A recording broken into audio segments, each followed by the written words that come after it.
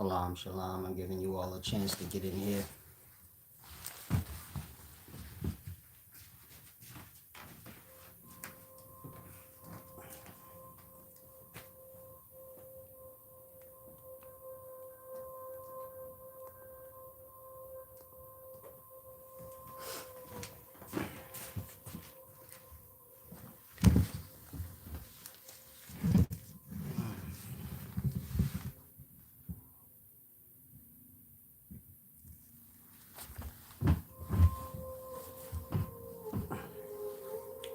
Like I said, I'm giving you all a chance to get in here.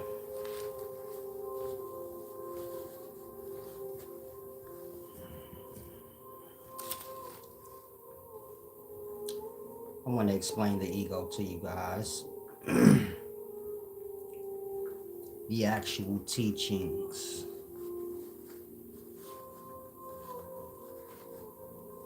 Of course, you have a lot of fake teachers in today's times.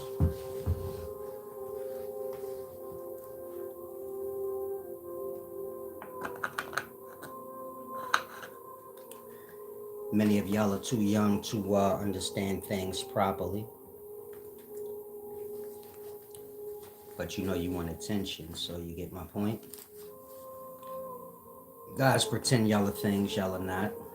In regards to wisdom, this is not good. And y'all have many examples of people who came early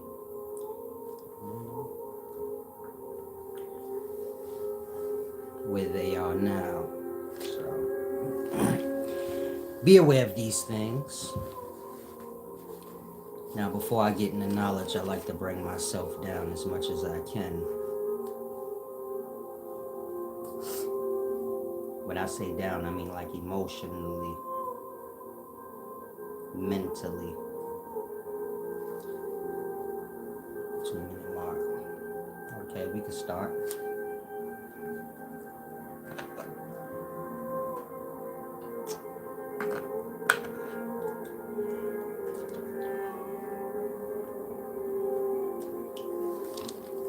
Let's start here. Conversation. Proper etiquette. When a point is made,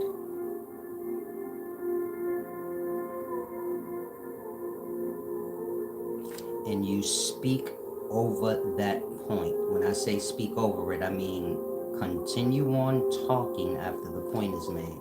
So let's say me and you are having a discussion and I make a point. Start talking around that point. You get my point? Those kind of things. Y'all know what I mean.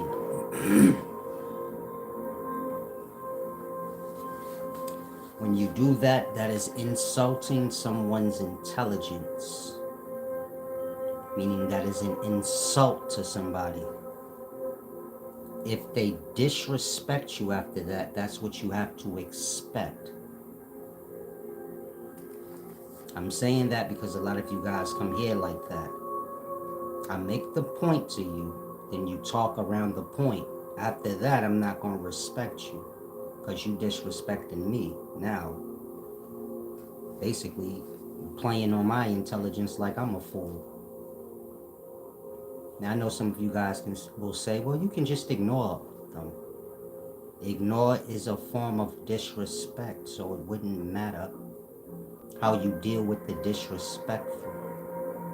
Whether you ignore them, block them, curse them out. All of these things are a form of disrespect. Some of you guys think ignoring people is not. That part. And so I'm just giving you insight on etiquette. How you deal with things is how you deal with things. But be aware of the way you're dealing with things and what it is. Meaning a lot of y'all will say that. So let's just ignore them.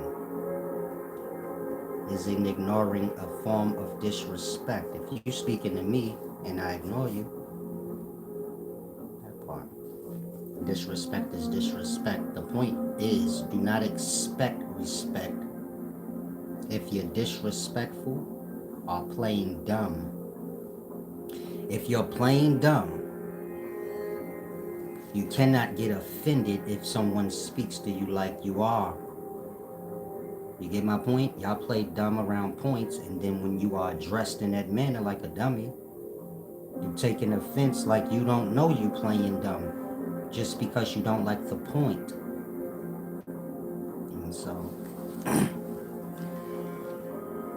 all of that has to do with the ego. And what I'm about to explain, Peace and Wisdom, page E3. Those of y'all that come here, don't give back, don't respect the laws of balance. Keep track of your dishonor, especially your unnecessary dishonor. Now, when you're dealing with ego death, starving the ego, many different phrases y'all have made up in modern times. Most of the wisdom y'all receive today is envy-based, meaning it's based on one's observances through their envy or any other flawed emotional states you can think of. A lot of you guys do this yourself.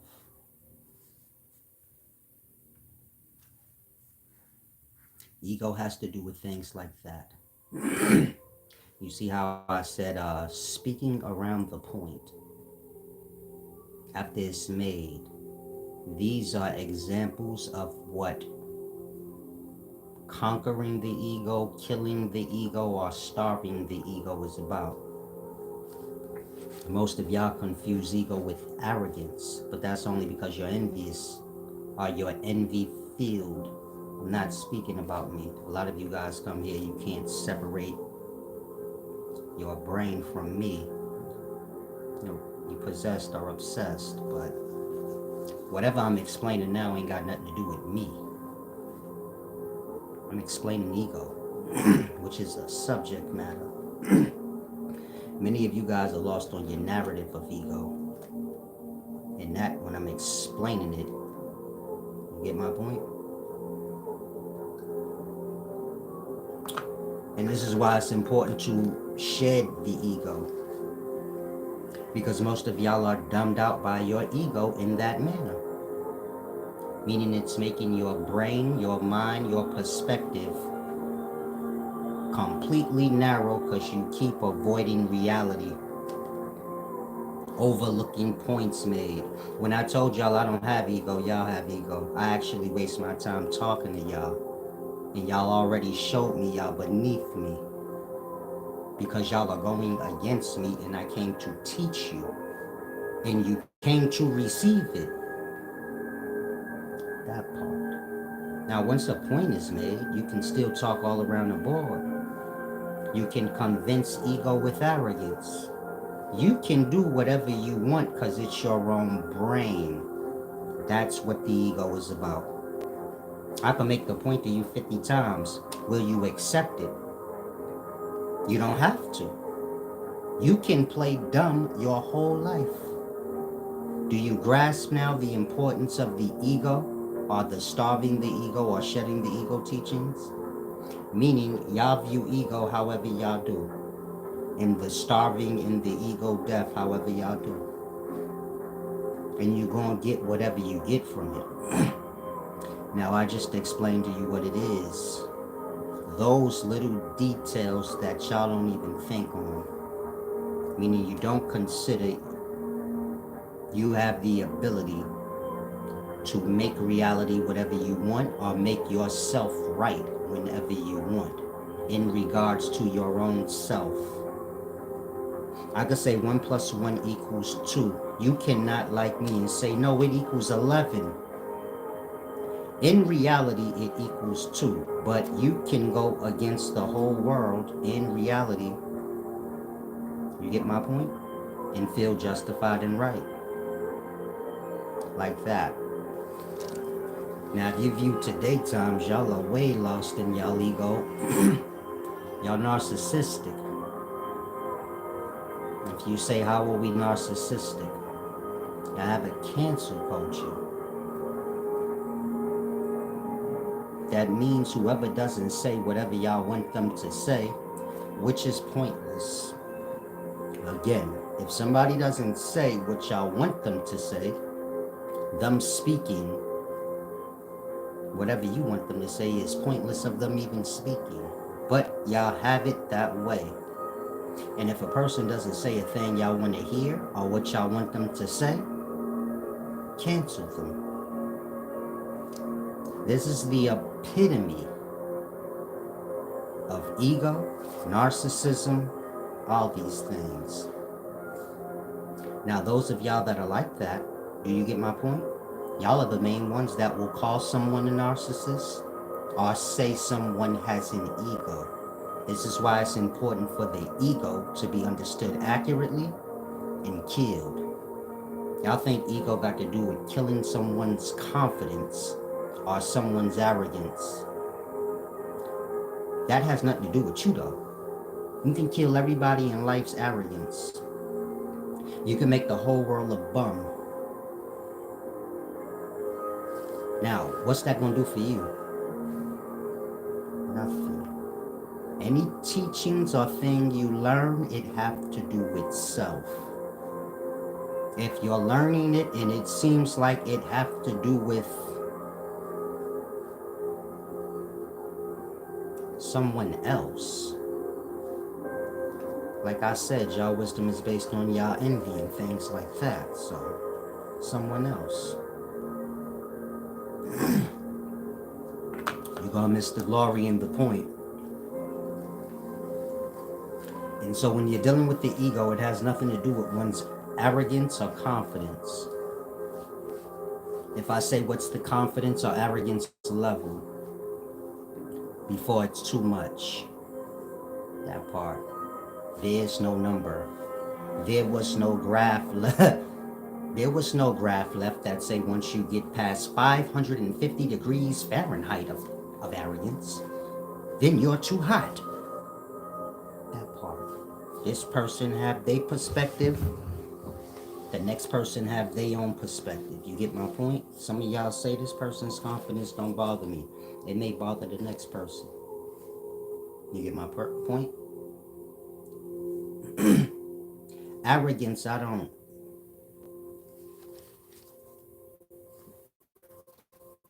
When you're dealing with arrogance and confidence, it's still perspective. You get my point? Meaning you can get a person that's highly confident or arrogant. I'm not truly understanding the difference, but for y'all's sake, some of y'all will say they're arrogant, some of y'all will say they're confident.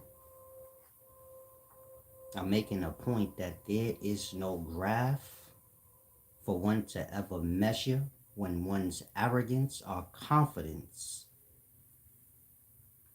is too high. And there's no graph in life that says that isn't supposed to be. You get my point? I never seen the graph that said y'all supposed to be humble and low. Y'all made these things up according to y'all emotional state. If you like someone, you say, yeah, talk your shit. And if you don't, then you be like, you need to be humble and be a bum. Shh. Do you get my point? All of this being ego, all of this being an awareness that you don't have. If you had it, you wouldn't do it. And so that's what the ego is. When one is lost in their own reality, not realizing that they can be right even when they're not. They can see a thing to be whatever they want it to be, even if it's not. In that, do you see how y'all are in La La Land? Meaning y'all come here, y'all get angry because y'all follow lies. The point is made. From there, y'all like to talk around the point being made. In that grief, Meaning once you overtalk the truth or overlook it, what do you expect is the end result? Grief. Why? Because the reality is what it is, and so now you have to be in a small bubble. Of course, it's going to be hard for you to stay in a small bubble or group and only hear that, and so do you get my point? Like that. You need an example? I did the video explaining Islam, how it was started by the KKK. I also explained how Islam and Christianity gonna have a holy war.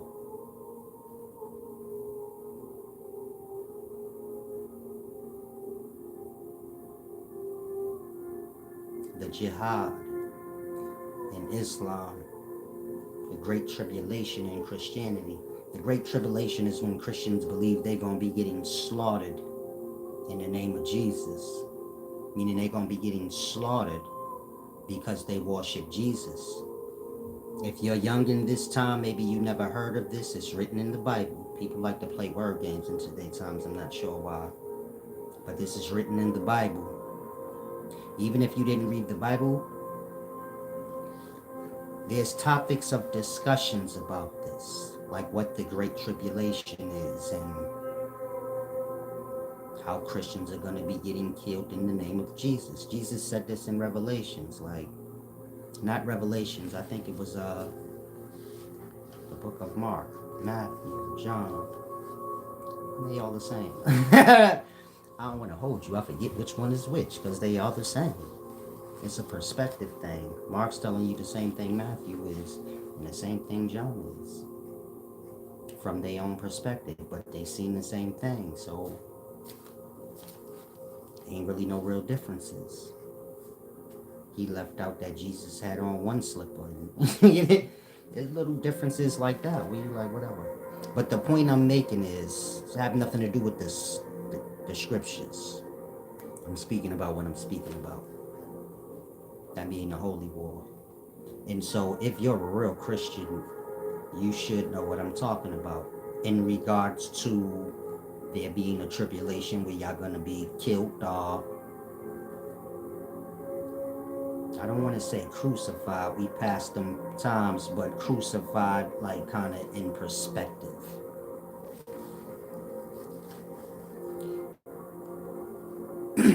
If you're an Islam follower, you know of the jihad. This is when y'all gonna be warring and defending the name of Allah, basically killing motherfuckers.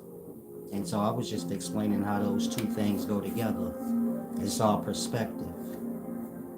Meaning Christians, they have it as they gonna be getting slaughtered, but they don't know by who. So I was just letting y'all know by who. Muslims. Now let's say you're a Muslim, but you live under a Christian household. Maybe they heard this video or that video. So now you're taking offense because they're looking at you like, why are you following something that's going to be killing Christians in the time to come? You don't have an answer, so you play stupid. Like, he made that up. I didn't make that up. The NOI like Christians, forget now. The Nation of Islam never heard Farrakhan say anything about Jews, white peoples, or Christians before. Never. I'm saying what I'm saying because y'all like to act like y'all so stupid. Like I'm saying the most... If you young, I'm saying the most simplest stuff that everybody know that's grown that like to act like they stupid on. You get it? Vlad TV don't like Farrakhan because Vlad a Jew. And do you get my point? Nation of Islam don't care for white people so much that's Jews. In any Islamic group you can find, they don't care too much about white people. Or you can just relay that over into Christianity.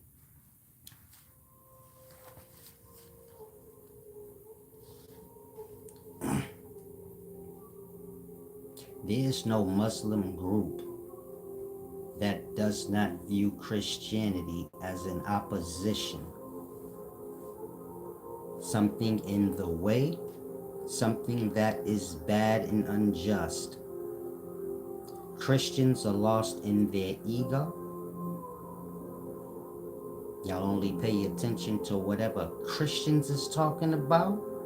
In that, y'all ignore whoever y'all oppress. Let's say that's Islamic people. When they whack y'all the fuck off, like I'm saying, and there becomes a big holy war between Christians and Muslims, which is basically everybody, because everybody got family in one or the other, even if you ain't.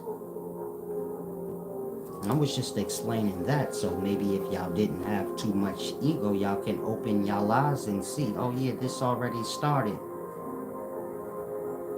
Maybe we should become a little more aware, and those of us that are Christians and Muslims, maybe we need to help this brother in telling, like, yo, hold on, let's not get too dedicated to where we sinning in the name of God now.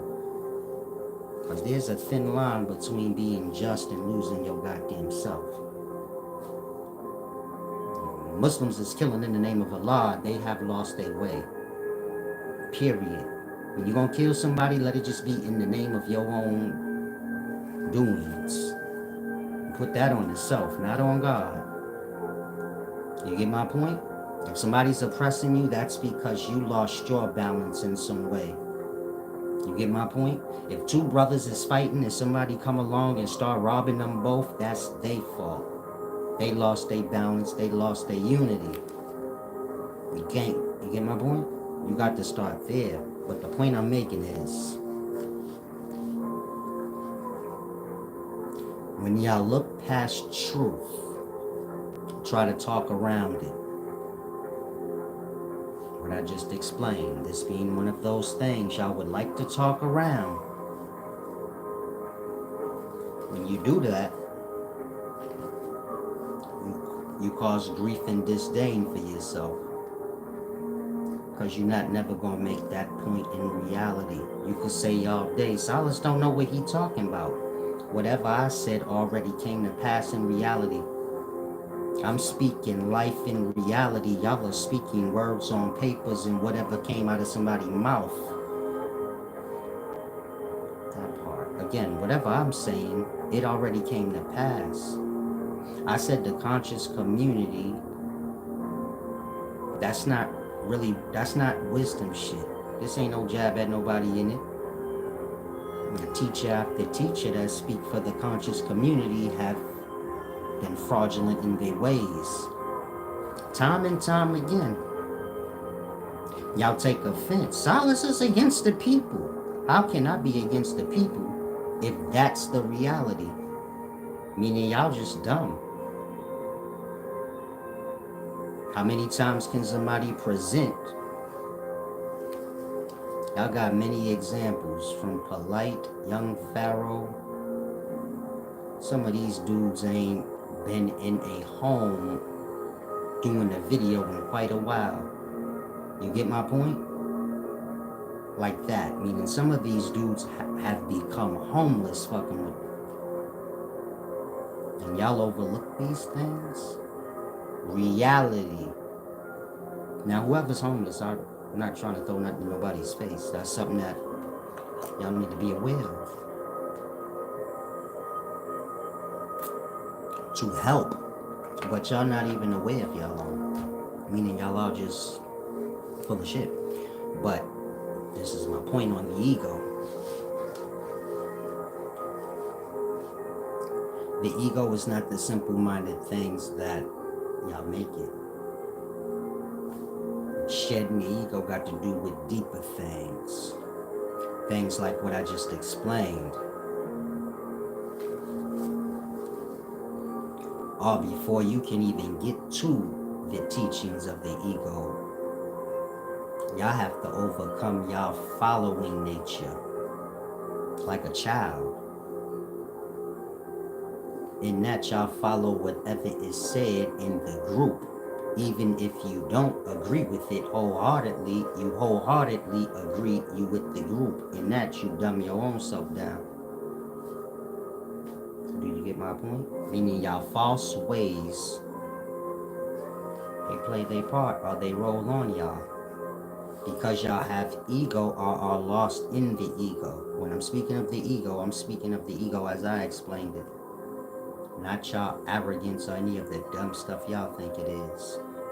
When y'all are lost in the ability of making things whatever y'all want to be, the ego, that's how that happens. When you repeatedly ignore how you fucking your own self over. When you ignoring your own ways in reality. When I said, man, all Sarnetta do is bring forth the scam artist to y'all, that probably ain't his intentions. But he lost in his ego, so he gonna take offense instead of saying, damn, if that is the reality, then them my people. You see how y'all forget y'all people to make a point to me. The ego. Again, if that's not Sarnetta, I met Sarnetta, I don't think that's his intentions. I didn't really get that out of him. Like he a scam artist. But he do have it around him. I don't want to act like, you get it? He do have it around him, but I didn't get that feel from him specifically. He a little more clean than he may appear. That's how what I took from it.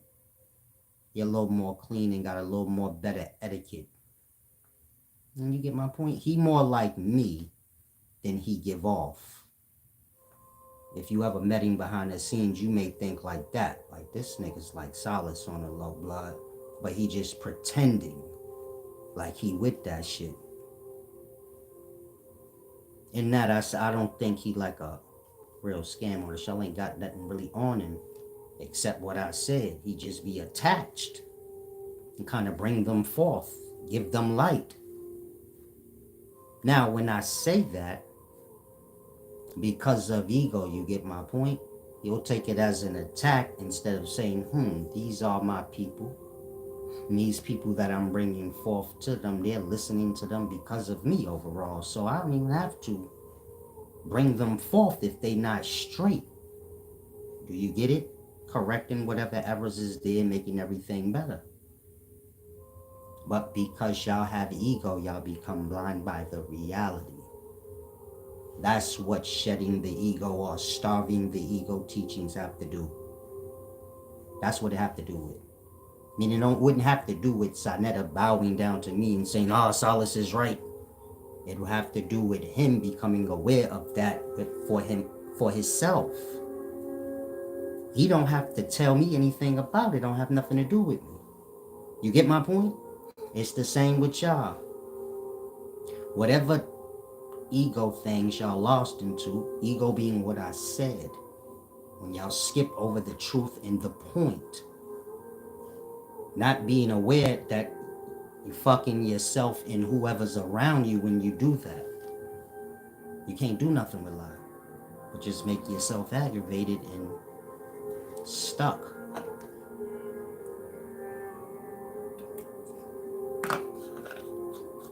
Ego have to do with that.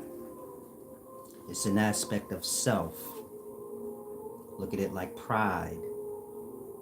Y'all don't have to admit anything to yourselves. You do have that ability, whether you realize it or not. Your parents can tell you something and be right, but you don't have to listen. You might get your ass whooped later, but do you get my point? You don't have to listen. You can then get your ass whooped and then have an attitude with your parents feeling like they're wrong because they didn't let you do what you want and then they whooped your ass. Or you can look at the reality. I'm just a kid. I'm supposed to listen to whatever my parents say. In the moment I didn't, all bets off for me. This is what the ego is. Now, most kids won't catch it. You get my point? It's a coming of age thing. Once you turn a teenager, the ego gonna turn on. Meaning you're gonna see things however you want. Remember, the ego have to do with the self. More of a perspective or an awareness thing. Not so much you're being aware of others and their arrogance or confidence. That have to do with your envy. However much envy you hold inside, is how much you will notice ego, or what, not ego, arrogance and confidence. You get my point? If you got envy inside, you'll notice it. When I say envy, it don't have to be towards any specific person. I'm just speaking, people have envy already. If a person tell you they mad at somebody, after a moment, they just have anger inside them, and you get my point?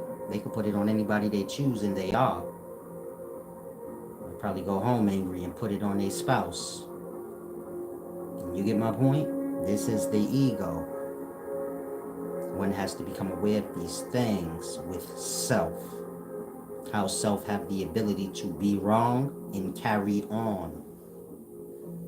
In that, you get my point? Y'all can afflict y'all loved ones. If one of your loved ones have a point, but you don't want to hear it because you think you right, you're wrong. And because you think you're right, you're going to be doing more things to add on to your wrongs. And the ego can carry on till you have no bridges left. No perspective left. Some of y'all are like that now. You have no perspective unless it's given to you. If someone doesn't tell you, like, this is my take on this, you have nothing to even draw from. But you're supposed to have an honor system or a moral system that you already live by, that you can weigh any matter on. That's how I do with peace and wisdom, Nature Samurai. He said, you got the brains. Hey, Nature Samurai, you got goons, champ. You tough, man. Hey, niggas done put their hands on me. I'm lying. Let me stop playing like that for shit like that come true. Don't nobody bother me. Feel me? I ain't young, so. In reality, I'm the old OG. Pretty much wherever I'm at. Motherfucker 25. I'm ancient to this nigga. His big homie, like, yo, that's my big homie. I'm at that stage in life. You a tough hitter, 25 years old. This is a nigga 35 that put you on me. Like, shit, that's my man back in the day. You get money, he'll cream you and shit. So I don't have no problems. Nobody bother me. And it always been like that. If I don't start no shit, then it ain't no shit. You get my point? And that, I'm saying that because I don't want y'all to associate those kind of things with me. You don't have to. That's a waste of your time. My life is peaceful. I wouldn't speak and do as I do if it would cost me. You get my point? I have a family. So you have to have a brain to know that. If I'm speaking how I do, I must be comfortable. I must know whoever I'm speaking to already fully know better. So you don't have to, like, have a feel like, I said, have a neck brace. I do, big baby. Beat me up, big baby. Put the neck brace on. The neck furs on it. Keep my neck together. Now it's cold in New York, man. My boiler is broke. And so, like, electric fireplaces and shit like that don't be working. That shit don't be working right. And boilers is kind of expensive to, many of you guys want to pay, you know, get back. Y'all owe me anyway. But nah, it's cold in New York. That's why I got this on. I'm not cold right now, but just a Harlem thing. It's just a Harlem thing. Sometimes I walk around the crib butt naked with a fur on, fur coat. My underwear's fur coat. No reason. I'm not on my door. Why? Why you got on a fur coat? No reason. No reason, big baby. My cousin used to bag up with shades on in the scully. He bagging up drugs. He put on shades. People in the ghettos are so strange like that. I mean, you can make shows off the stuff I'm talking about. This is a real story. My cousin used to bag up drugs. He didn't have on shades in the scully. He put it on every time he go to bag up. I tell him like, what the fuck are you smoking? You can't even see right. Blood's in his own zone, bagging up with shades on in a dirty Scully. We don't even wear Scullies with lint balls on them. He has one on. Got lint balls all on it. Listening to NWA and shit like that. So I guess he hyping himself up. Hyping himself up to sell it. I wouldn't know. I'm just giving you that little reference. So why this nigga got on a fur neck brace from Harlem, man? We was raised by like Bumpy Johnson. You know, a long line of fly niggas. So it's kind of hard to not be a little jazzy. It's a part of our culture, like, to be a little jazzy. So, if you from down south or something, I know y'all like, I don't like New York niggas, man. They think they all that. It's just in our culture to think that we all that. Y'all need to adopt that too, because y'all have like slave thing where you, why you gotta be all that? Why? You could be all that too. We ain't cheap with it. Like, y'all could be all that too. We not gonna tell you y'all can't. You know how down south people are. New York people think they all that. Like we stole all of it. We didn't take all of it. You can have some too. It's enough for everybody to think they all that, and you get it. If you black, you know, having a little swag has always been a part of the culture. I'm sure niggas down south ain't putting those gold rims on their cars for nothing. Niggas can't dress too good. They can't dress too good, but they could dress a car really good. I don't think they doing that for nothing. They just fall short on the dressing. They just fall short on the dressing part and get a little mad at New Yorkers for that part. But we don't be hating on their cars. We like it. We be like, oh yeah, y'all dress the shit out that car. We don't know how to do that. Y'all the man. New York people ain't haters. Y'all gotta at least give us that. When you ever seen a New Yorker hating on a nigga's dunk? You know, those down south cars. When have you ever seen that? We don't have those. Like I said, y'all killing us on dressing up cars. But when have you ever heard a New Yorker hating on y'all cause y'all mad fly with the cars and extra? Y'all need all them TVs in y'all car? Y'all need a whole DJ set. Nigga will have a whole turntables in the trunk. A whole club in the trunk. Is that necessary? No. Y'all do it because, like I said, black people got this thing in their culture called swag. Overdoing shit when you can. It's called ODing. And so if you have another race, black people are gonna OD. You're gonna take offense probably a little bit, or you may think like, oh, they think they got too much ego.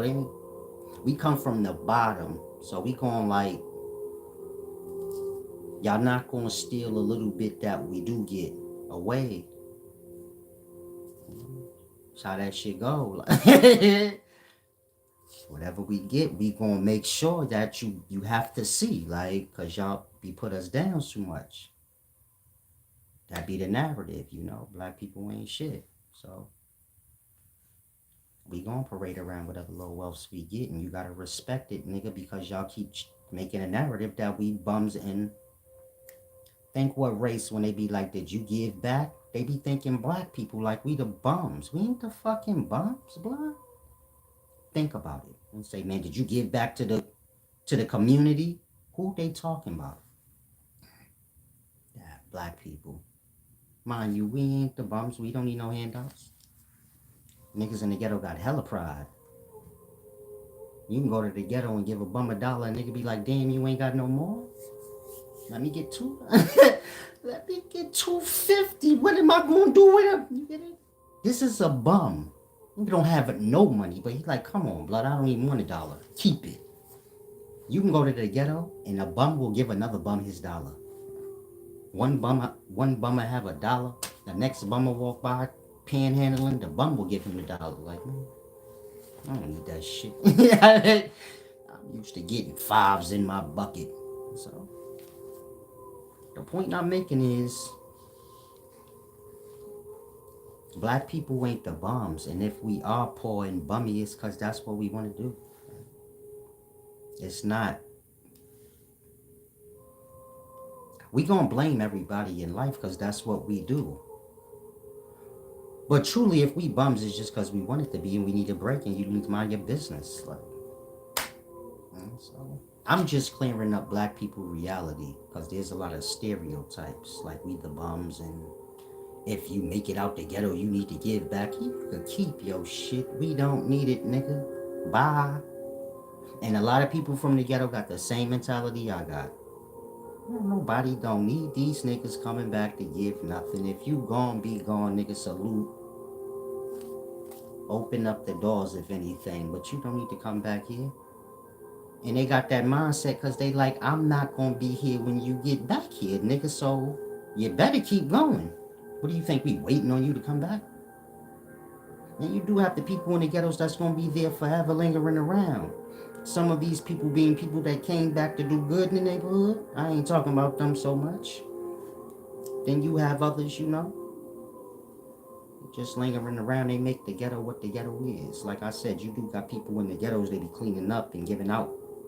You get it? They take care of that thing. The givings out and making sure everybody get their fair share of whatever is gave back. Whether we speak in food or whatever. And so you do need them types to stay around in the hood, otherwise you get my point. Old ladies will be getting beat up and shit like that.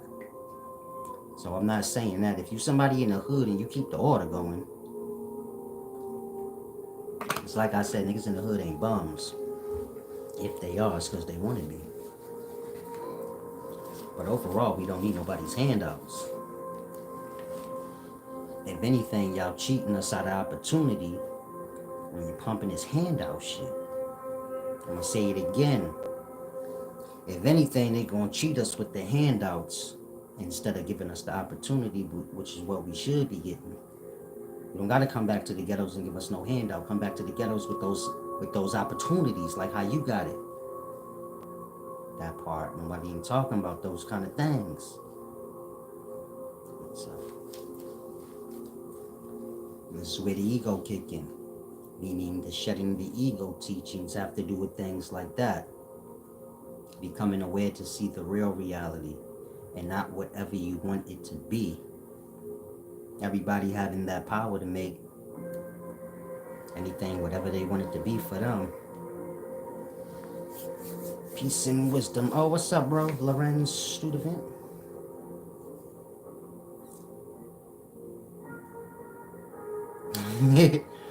Nature Samurai said he saw a homeless dude throw change back at the giver. Nothing I ever say is not true, even if it sound crazy.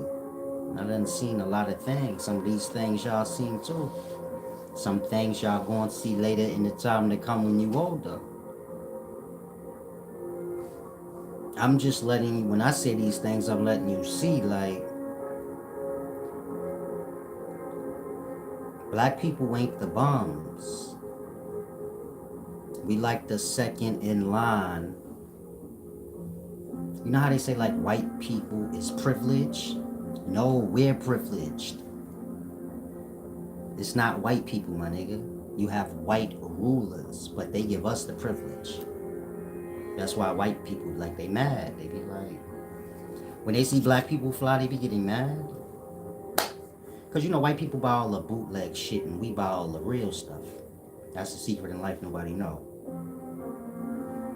When I be going to Fifth Ave to buy my fly shit, and those Africans be out there with their bags, it be all white lady Taurus looking chicks diving in that. And all the chicks from the ghetto be going inside Saks Fifth Avenue. Just tell them. Neiman Marcus, they be going in there. But the white people be outside shopping with the African with the bootleg bags. Some of y'all know what I just said is true. And some of y'all so dumbed down, you probably think I'm making this up. But I'm just telling you. And Saks off Fifth Ave ain't Saks Fifth Ave. It's bootleg. So if you say like, yo, I just ordered me some fly shit from Saks off Fifth Avenue. Amongst the real fly, you just bought bootleg Saks Fifth Avenue. But this is okay because you wouldn't. I be killing y'all sometimes, I know this, but y'all just lost in a lot of lies, so I just have to tell y'all the truth on things. Nothing I say is a lie. If you shop at Saks off Fifth Avenue, I don't know what that stuff is. I don't know where that stuff come from, but it ain't from Saks. Sorry. You got your Balenciagas from Saks off Fifth Avenue. Technically.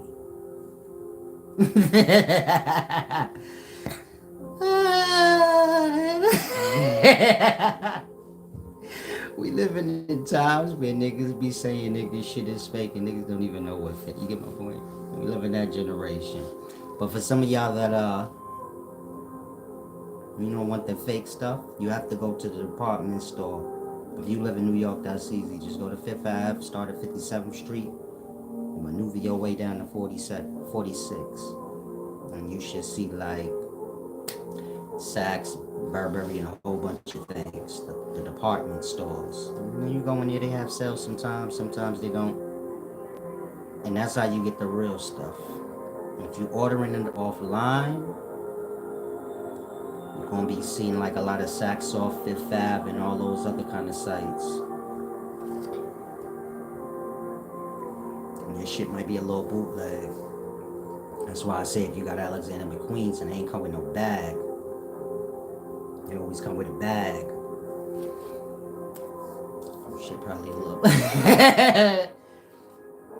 Shit might be a little bootleg, but then I don't work for these people, so I wouldn't care if your shit was bootleg. But, you know, we live in a time where y'all got big ego. So y'all would have on the bootleg shit, pulling up on the nigga talking about, man, his shit fake.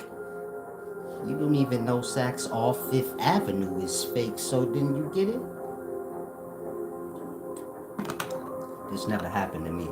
It's been a fly, so... Nobody mistakes me for not, but I'm just saying. If you young, I'm just giving you a heads up. Shopping in person is still, that's the legit way to go about things. Never lose sight of that. He said, I ain't never seen a white person with clean air forces. Black people are privileged, but it's promoted another way.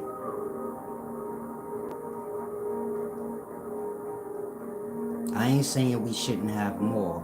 I'm black, so if we really are privileged, then you get my point? I'm greedy, so we should have more. We need more. We need more. Now, truly, nobody's privileged. I'm just playing on that end. Everybody do what they can. Every race got they impoverished and they uppity-uppities. But we're not the bummish race. There's many bummy races that come way before us. We're right under white people. Whatever white people may be, we right under them. And so don't ever get it that mistaken when you looking that down on, because you got Mexicans and motherfuckers be looking down on blacks. Like, hold on, blood. We're right under whites, nigga. You're all the way down the fucking tattle pole. If you Mexican, please don't take offense. I'm just being honest in life. You can't possibly think in America like that. Mexican, Puerto Rican, and Haitian, any nationality you could think of. Way more privileged than y'all get real. It's just the truth. We're the rappers, basketball players,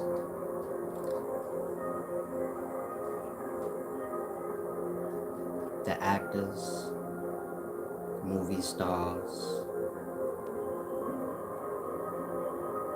We work all the jobs in society. We work all the jobs in society. see why nobody confused on anything I say. But y'all don't live reality, so I get it.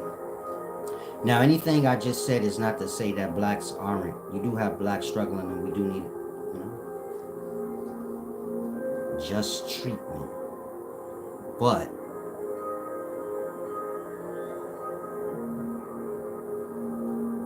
no matter how low somebody push you down, you don't never got the, you get my point? Be walking that step and stride where you begging them and shit like that. Once they get their foot off your neck, you gotta get up. So hopefully y'all grasp. Now,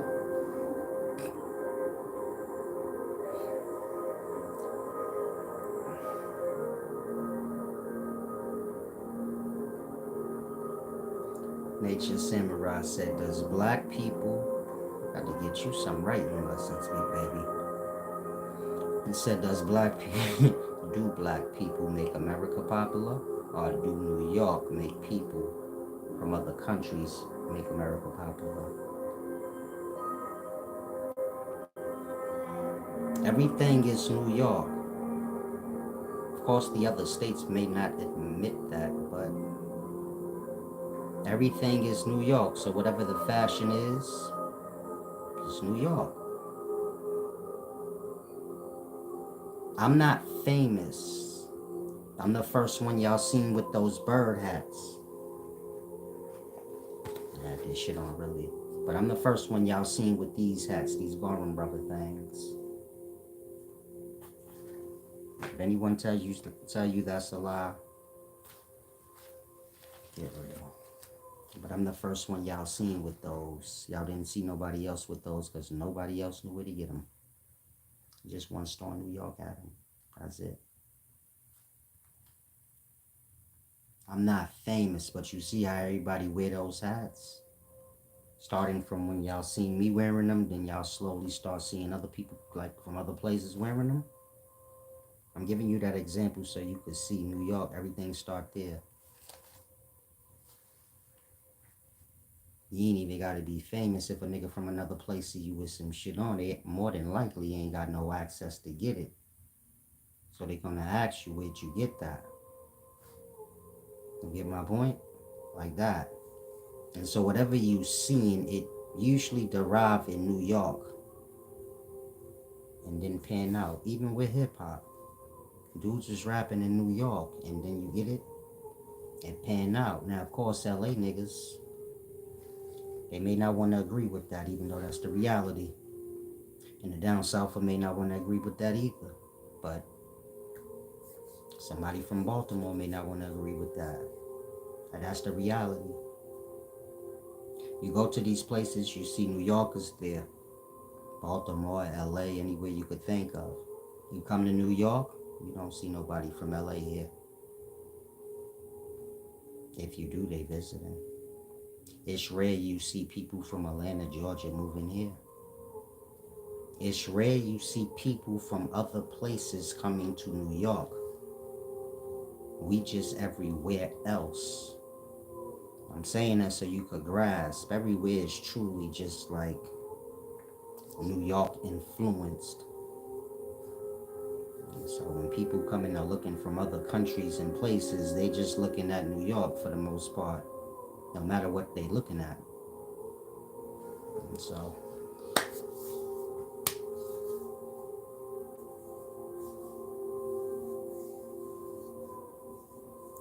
it's just Samurai, you funny, man. Black people got mad pride, so blacks is not gonna be mowing lawns and shit, you get it? I mean, the Mexicans are gonna do jobs that blacks ain't gonna do. That's why I say blacks ain't the bums. They got too much pride to be a bum. A nigga be 15 years old, first job, talking about, I ain't working at McDonald's. Where the fuck else is you gonna work? I'm not working there. I'm gonna go sell drugs for Leroy. So, that's how it is in the ghetto, but yeah, knucklehead kids, you can't. Nigga 14 finally get his working papers, he's selling dope. You like, nigga, what the fuck is wrong with you, man? We waited all this time for you to get working papers so you could sell dope for Leroy? Up the block? Niggas say he make $800 a week selling dope for Leroy and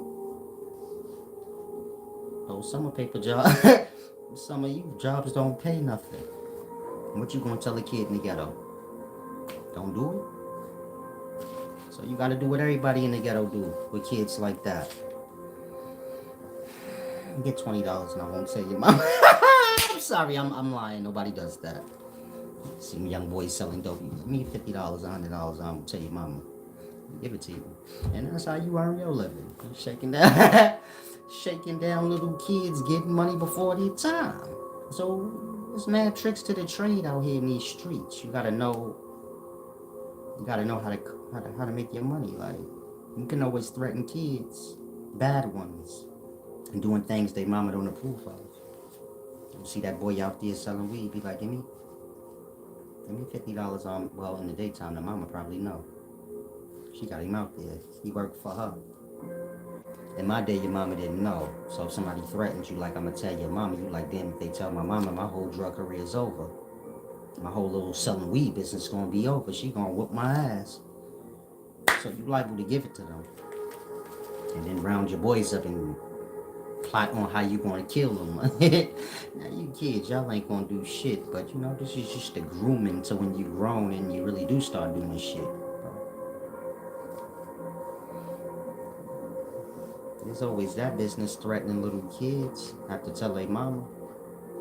They get older and wacky for it. But you be riding high in the meanwhile. I don't want to hold you. Now, where was that ego?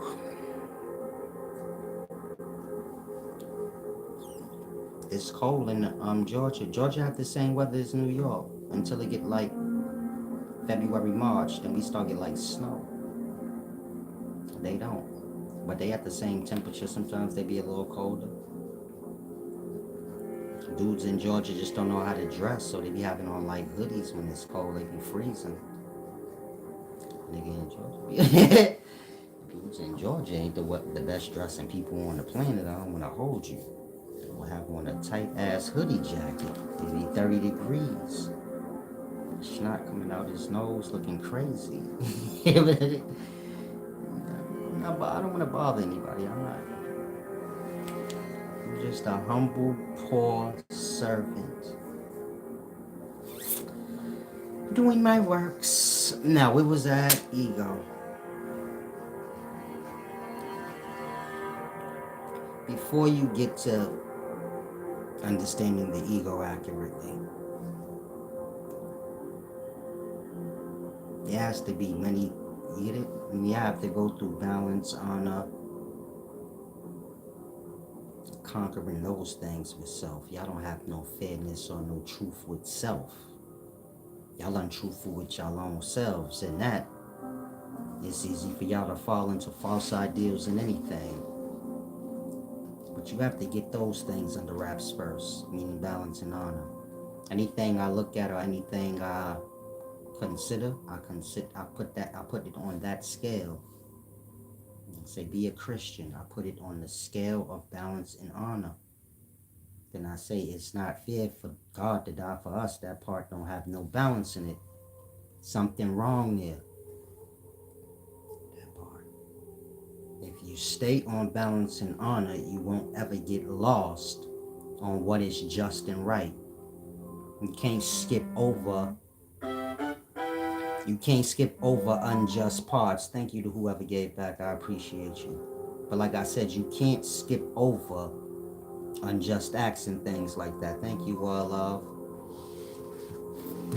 Peace and wisdom. Yeah, I heard Chanel Lex. Give back. I'm still waiting on you to visit me, love. I got you, no mom out of pocket.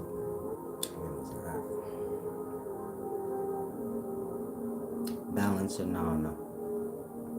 If you measure everything to that first, you won't fall into nothing that's unjust or ever lose your way, even if you do. You get my point? Things may not be fair, things may not be balanced. Let's say you selling dope or doing something. I don't look at those things as unfair. You get my point? That's city law. Meaning sell is sell. The nigga selling weed or cocaine ain't no different than the person selling a car. That's how I look at it. Person gonna buy it for them if they want it, and that's that. But then you do have the unjust aspects of these things. You adding rat poison and shit to your fucking drugs to make it stronger, or fentanyl or something, then you get my point? Now you losing your way. Same with the car. You selling niggas lemons, selling niggas cars you know they ain't gonna work past a month. You not being honorable in your way. Like that. If you just keep everything honorable, which is honest, starting with self, is this fair that I do this to this person? If you honest with self, then usually you will have to back off and make sure everything fair. Meaning whatever you doing, whatever situation you in, be fair, be honest. Like I said, in regards to crime, that got to do with city law. I'm not talking about that. I'm talking about life. Fair and balanced. The sun rises, the sun sets. You plant a seed in the ground have to oblige to the orders of give and receive. So it have to give you something back. That's food. You eat that food, then you shit out brown doodle. It look like soil, like where the food came from. And life have that balance order, that give and receive. The tide come in and the tide wash out.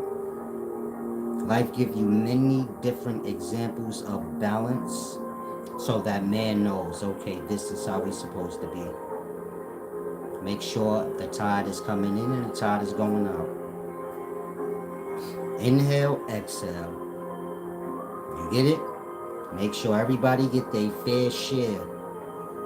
Make sure the animals get their fair share. They are building cities and all the forests where the animals live at. The animals have nowhere to live now. That's how man loses his way when he loses balance. Now, what the animals supposed to do? Now, when they come into the cities, then y'all say, man, this shit don't make no sense. It do make sense. When they start attacking y'all, it's gonna make even more sense. Like that. Man supposed to be here to make sure everything is taken care of. Make sure the trees is getting, groomed in the summer. Make sure the grasses and everything is we're supposed to make sure everything is kept up. We may not live in the forest, but that don't mean groups of us can't go into the forest and you get it, plant seeds, fix it up for the animals that do live there. They ain't do nothing to us. You hate animals? If your answer is no, then what's wrong with every March, maybe 50, 60 of us go to different forest lands where the animals are and give them more than what is produced there. You get it? Grow some kale, some different foods for them to eat. And then just leave. Every year will produce on its own. Again, the animals know how to keep up with that part. And so you get my point? What's wrong with that? Man don't even do that for himself. You get my point? So look at it like that. Peace and wisdom, nature, samurai. Thanks for the gift back, and the rest of y'all as well. But this is what it's about. You can find any religious system, any cult group system, this diet system, that thing, that's all false ideals. Life and nature show y'all exactly what y'all supposed to do. Y'all just don't pay attention to life and nature. Most of y'all have not started with self and said, damn, that's the first lesson right there. When I first came out my mama's vagina, they slapped my ass and I started breathing. That was the first example for me as a person in regards to my learning the one law of life, balance. It started there. Y'all never noticed that. Y'all just took breathing for granted. Never learning from it though. So much wisdom in the breath. If I ask most of y'all right now, where does your breathing come from? Y'all view it like y'all sucking air outside and blowing it out from inside, y'all don't look at like y'all soul is just that bubble of pulsating air. Y'all soul in y'all soul blow out and come back in like that. The soul being one with nature. The soul being an act of nature. God. That's why air comes in and out of your lungs. That's why you don't control your breathing, meaning y'all don't go, it happens on its own. You don't have to think or nothing. You fall into sleep, it happens on its own. Because that's the natural pulsating nature of the soul, which is like air. When y'all speak, that is air coming off y'all soul. Where them words come from? They written in y'all brain? No. When y'all speaking from the soul. That air that come out your mouth is a part of the exhale breath of the soul. Those words you speak are a part of your soul. Your soul is an awareness, a thinking mind. This is an unseen thing. And so there's many lessons in life. There's many lessons with self. Meaning you can learn from your breathing. You can learn from your moving your bowels, which have to do with gardening. Like I said, you plant a seed, even the ground got to oblige. The ground is soil. That's brown dirt. You put a seed in the brown dirt, you get back vegetation, fruit. You eat that fruit, your belly have to oblige to the laws of nature. So you shit out brown soil looking dirt. The food you ate wasn't brown, but the shit come out brown. Why is that? Because y'all supposed to shit in the ground. Yeah, we shit in the bowl now.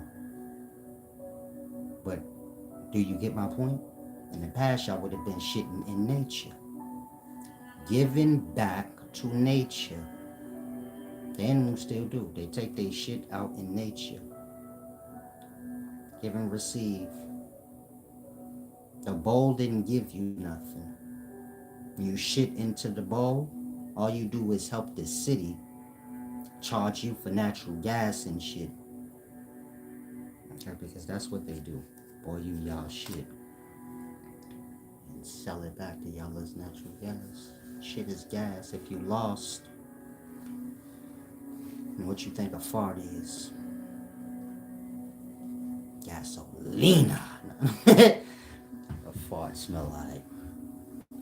It's like a fart next to a flame and start a whole combustion. But a fart, y'all call that gas for a reason. I'm saying that so you can grasp doodle can be used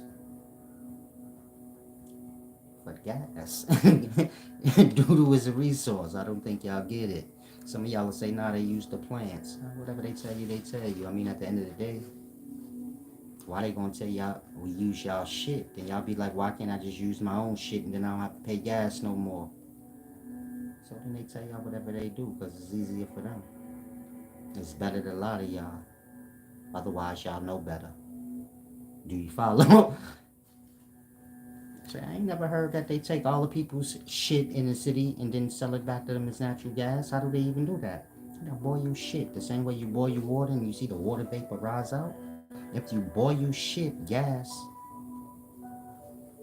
boil your shit and urine, that shit is flammable. Toxic and flammable. Why you think you have a sewer system? To collect the shit and separate it. Where's all the shit at? Because Brand says Hollis made that up. Okay, where's all the shit you niggas been living in y'all cities for decades, century after century? I'm sure the shit should be backed up to the goddamn heavens. Where are they storing it? Like I said, man, they are burning it and making it natural gas. That's why they put those nice toilet bowls and, those seats in your bathroom. They don't really care about your ass cheeks and all that and how comfortable it is for you to take a shit, but if your shit have a worth, so you get it.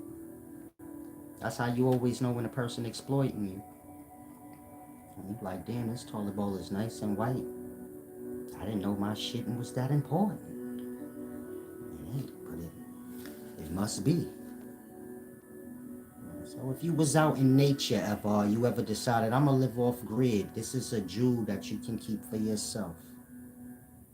You save your family shit and piss, and that is a resource for more than just gas. You follow? And so it's a deep thing. I don't want to say too much. A lot of things y'all ain't supposed to know. And y'all serve. Y'all serve what wants y'all to be dumb. So I don't want no problems with y'all masters. You goofy niggas will attack me for y'all masters.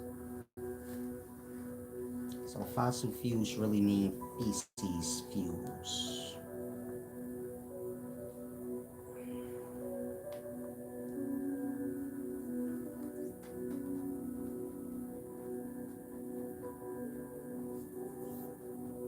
No, but people ain't shit, so you get it? That's why it's hard to explain. Y'all ain't shit, so when y'all die, y'all kind of, the body will turn into a hard piece of shit. I'm sorry. A fossil. Shit come from humans and, organisms, so that's why I said it's hard to separate the two, but some of y'all got good emotional states on Friday, huh? Y'all getting good laughing. I like to see that. When you come here, I like to see y'all laughing and stuff like that. You get it? Not too. You won't be lost in nothing with the shit bringing you grief. I wouldn't care if you're fat, and I'd be like, man, you fat.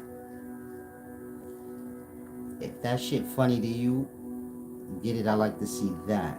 Because you do have fat people like that. They don't give a fuck. They like, I get mad girls or mad dudes, and my life is good. I actually know a fat girl like that. I asked her one day, I'm like, damn, how do you do it? Like, because she be slamming all the dudes that the chicks. Shit deep. She be getting all the dudes that the chicks want. That's bad. And she be happy. She be doing her thing, boy, bigger than the house. So I had to ask her, man, how do you do it? I guess she confident in herself, or it ain't even confident. She just don't care. She accept herself, and she put her work in to try to get better. I don't want you to think she aware, but you get it. In the meanwhile, she got to live still, and so that's all it's about. You want to make sure everybody got their works, and while you working on yourself, ain't about you beating up yourself at the same time. The beating yourself come in when you not putting in no work. The fat person that's working out and running every day and they like, yeah, I'm dedicated to losing this weight. They ain't gonna take no weight joke offenses because they already knowing in their mind, well, I'm working on it. So you only got so much time to be playing with me like that. But if you're not working on self, that's when you get it. The bitterness build up. This is why it's important to always move forward. You ain't got to be moving forward, just move. I'm talking about in reality. I want some of y'all that's watching right now, pay attention to your inner thighs next to your growing area. Is it tight there? Like if you stretch your legs out, do it be tight around your growing area, that part of your thighs and towards the back? If so, like that. Y'all y'all bodies are trying to hardening out like a fossil. While y'all alive though. But you have to use your body. And that if you don't, you get it? Some of y'all so stiff around the ankles. If I tell you wiggle you get it? Wiggle your ankles around or your foot around. How far can you bend your foot backwards? that way, or the other way, the arched way. Some of y'all will come to see like it's a lot of tightness there. If you stretch it every day, after 7 days, you'll notice like, oh, it's more limbo. And you'll notice like your sinuses is attached to the stiff areas in self.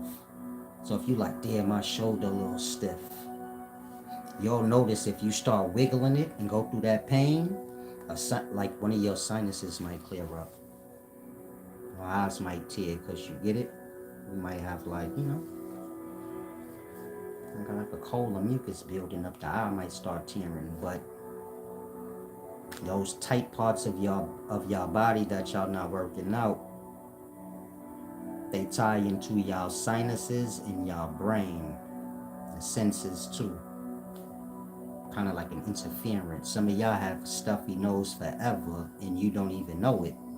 Meaning some of y'all right now, you got a stuffy nose, but you don't know it. You're like, nah, my nose ain't stuffy. But thinking about it now, you're like, oh yeah, I don't be feeling like I'm breathing. It ain't just clear flow like that. We get backed up over time. Ears, nose, all these things. Sometimes they never get cleared out. But, certain stretches, certain breathing techniques take care of that. I guess I could do that next video. Now, where was I at?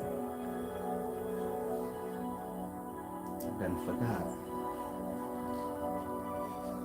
If any of y'all remember, you can comment it. Peace and wisdom, Orlando Lawrence. Oh, I was saying most of all, y'all need to be in good spirits. Like happy. And so y'all happiness lies under y'all anger. And you got anger inside that you don't never deal with. It emerges whenever you get aroused. Dealing with that, your happiness lies under there. You get my point? Your happiness lies under the anger.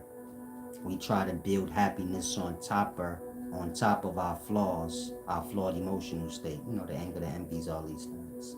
Never truly dealing with them. Acknowledging it, and you get it, getting it out of there. There's something from your past you still bothered by. There's people you still bothered by. Angers.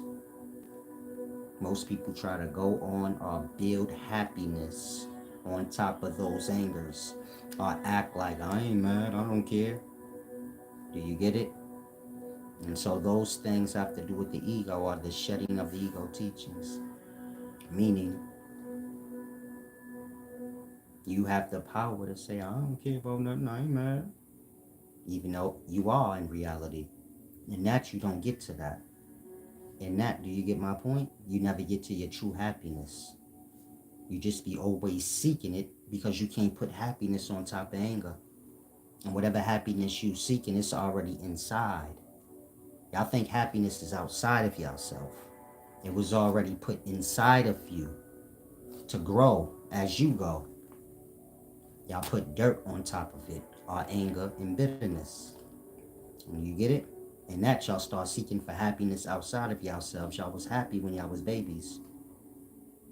There was nothing you seeked or sought outside of yourself as a baby. A baby could sit in the crib and just play with their own damn self and be laughing and shit. Where you like, they don't even need no entertainment of no sort to just...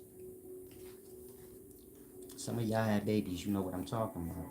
When the baby wake up, meaning babies don't just cry. If the baby always crying, that's on a parent. My kids didn't cry, so they'll just be sitting here entertaining their own self. And you just hear them making sounds like, ah, ah, ah. Pure bliss, pure happiness. Nothing needed from outside. We was all that same baby. You get my point? Then at some point we start pulling outside of ourselves, adding on anger and bitterness, and this got to do with the ego. The flawed perspective. Y'all having the ability to tell y'allselves y'all right even if y'all ain't. You get it? And have the ability to see things in any imbalance you choose and convince yourself it's just. But this is what shedding the ego have to do with. One becoming aware, like, okay, when I'm wrong, if I don't acknowledge that I'm wrong, this is me getting lost in my ego. This is me creating my own reality now for me to get lost in. You get my point? When y'all overlook points, which is truths made to y'all, you're opening the doors for you to get lost into your own fake made up reality or perspective. In that, you become cut off from reality. In that, anything in reality is said to you, you start to get disturbed because your little bubble don't match it.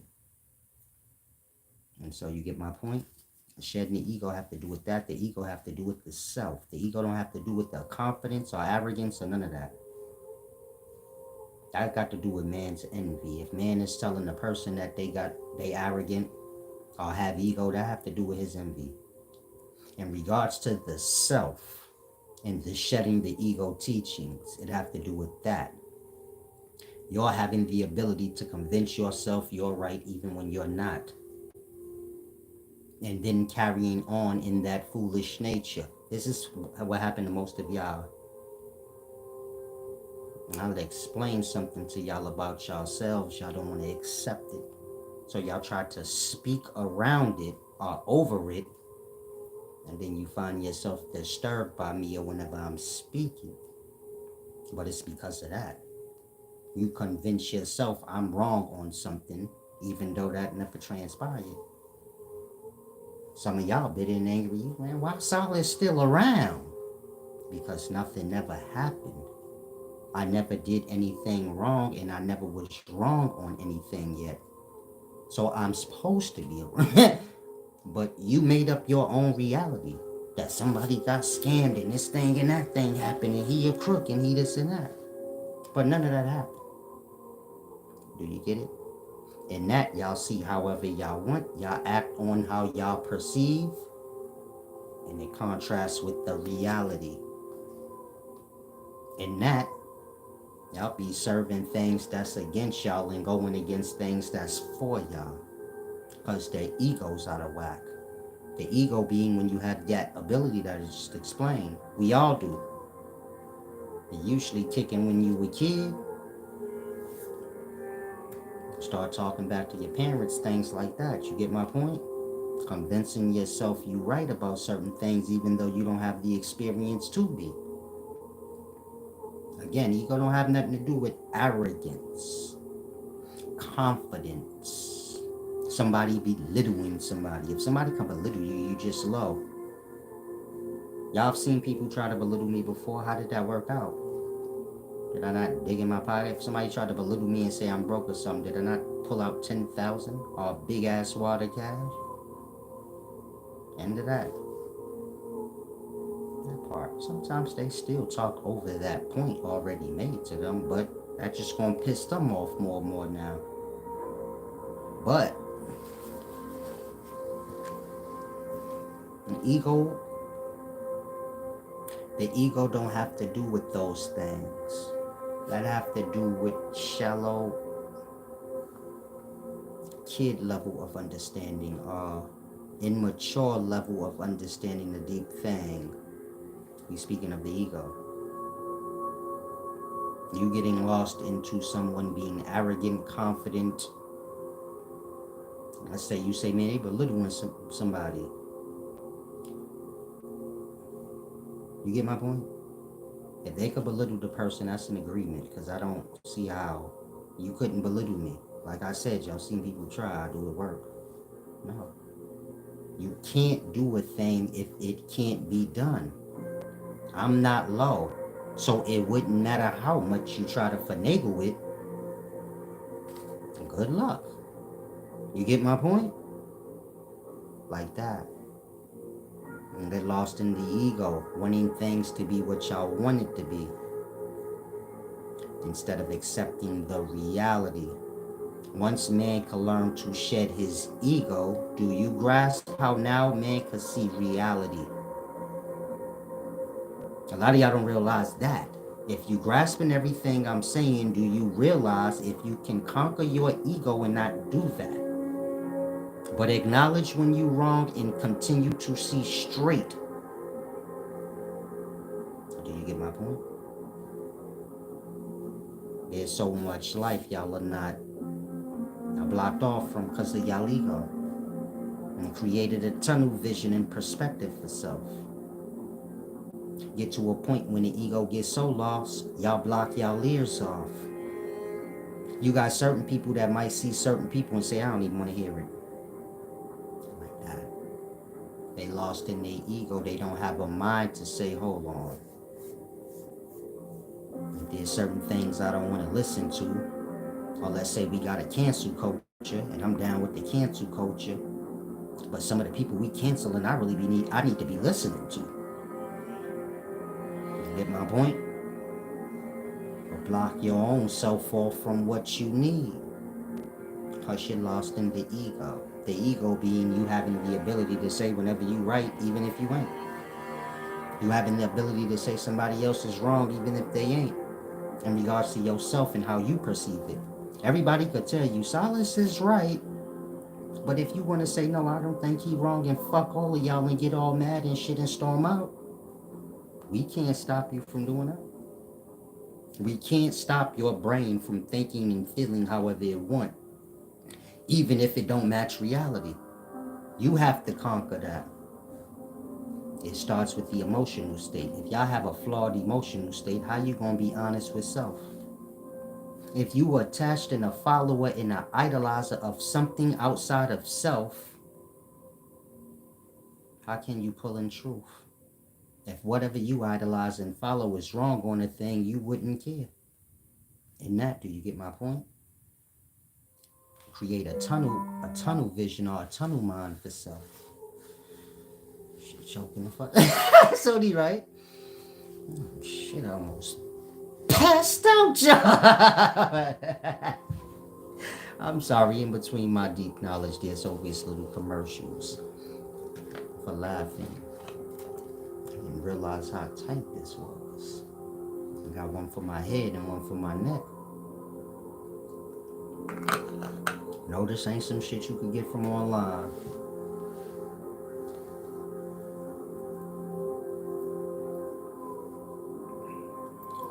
If you got something like this online, do we got the store it's made from? Probably not.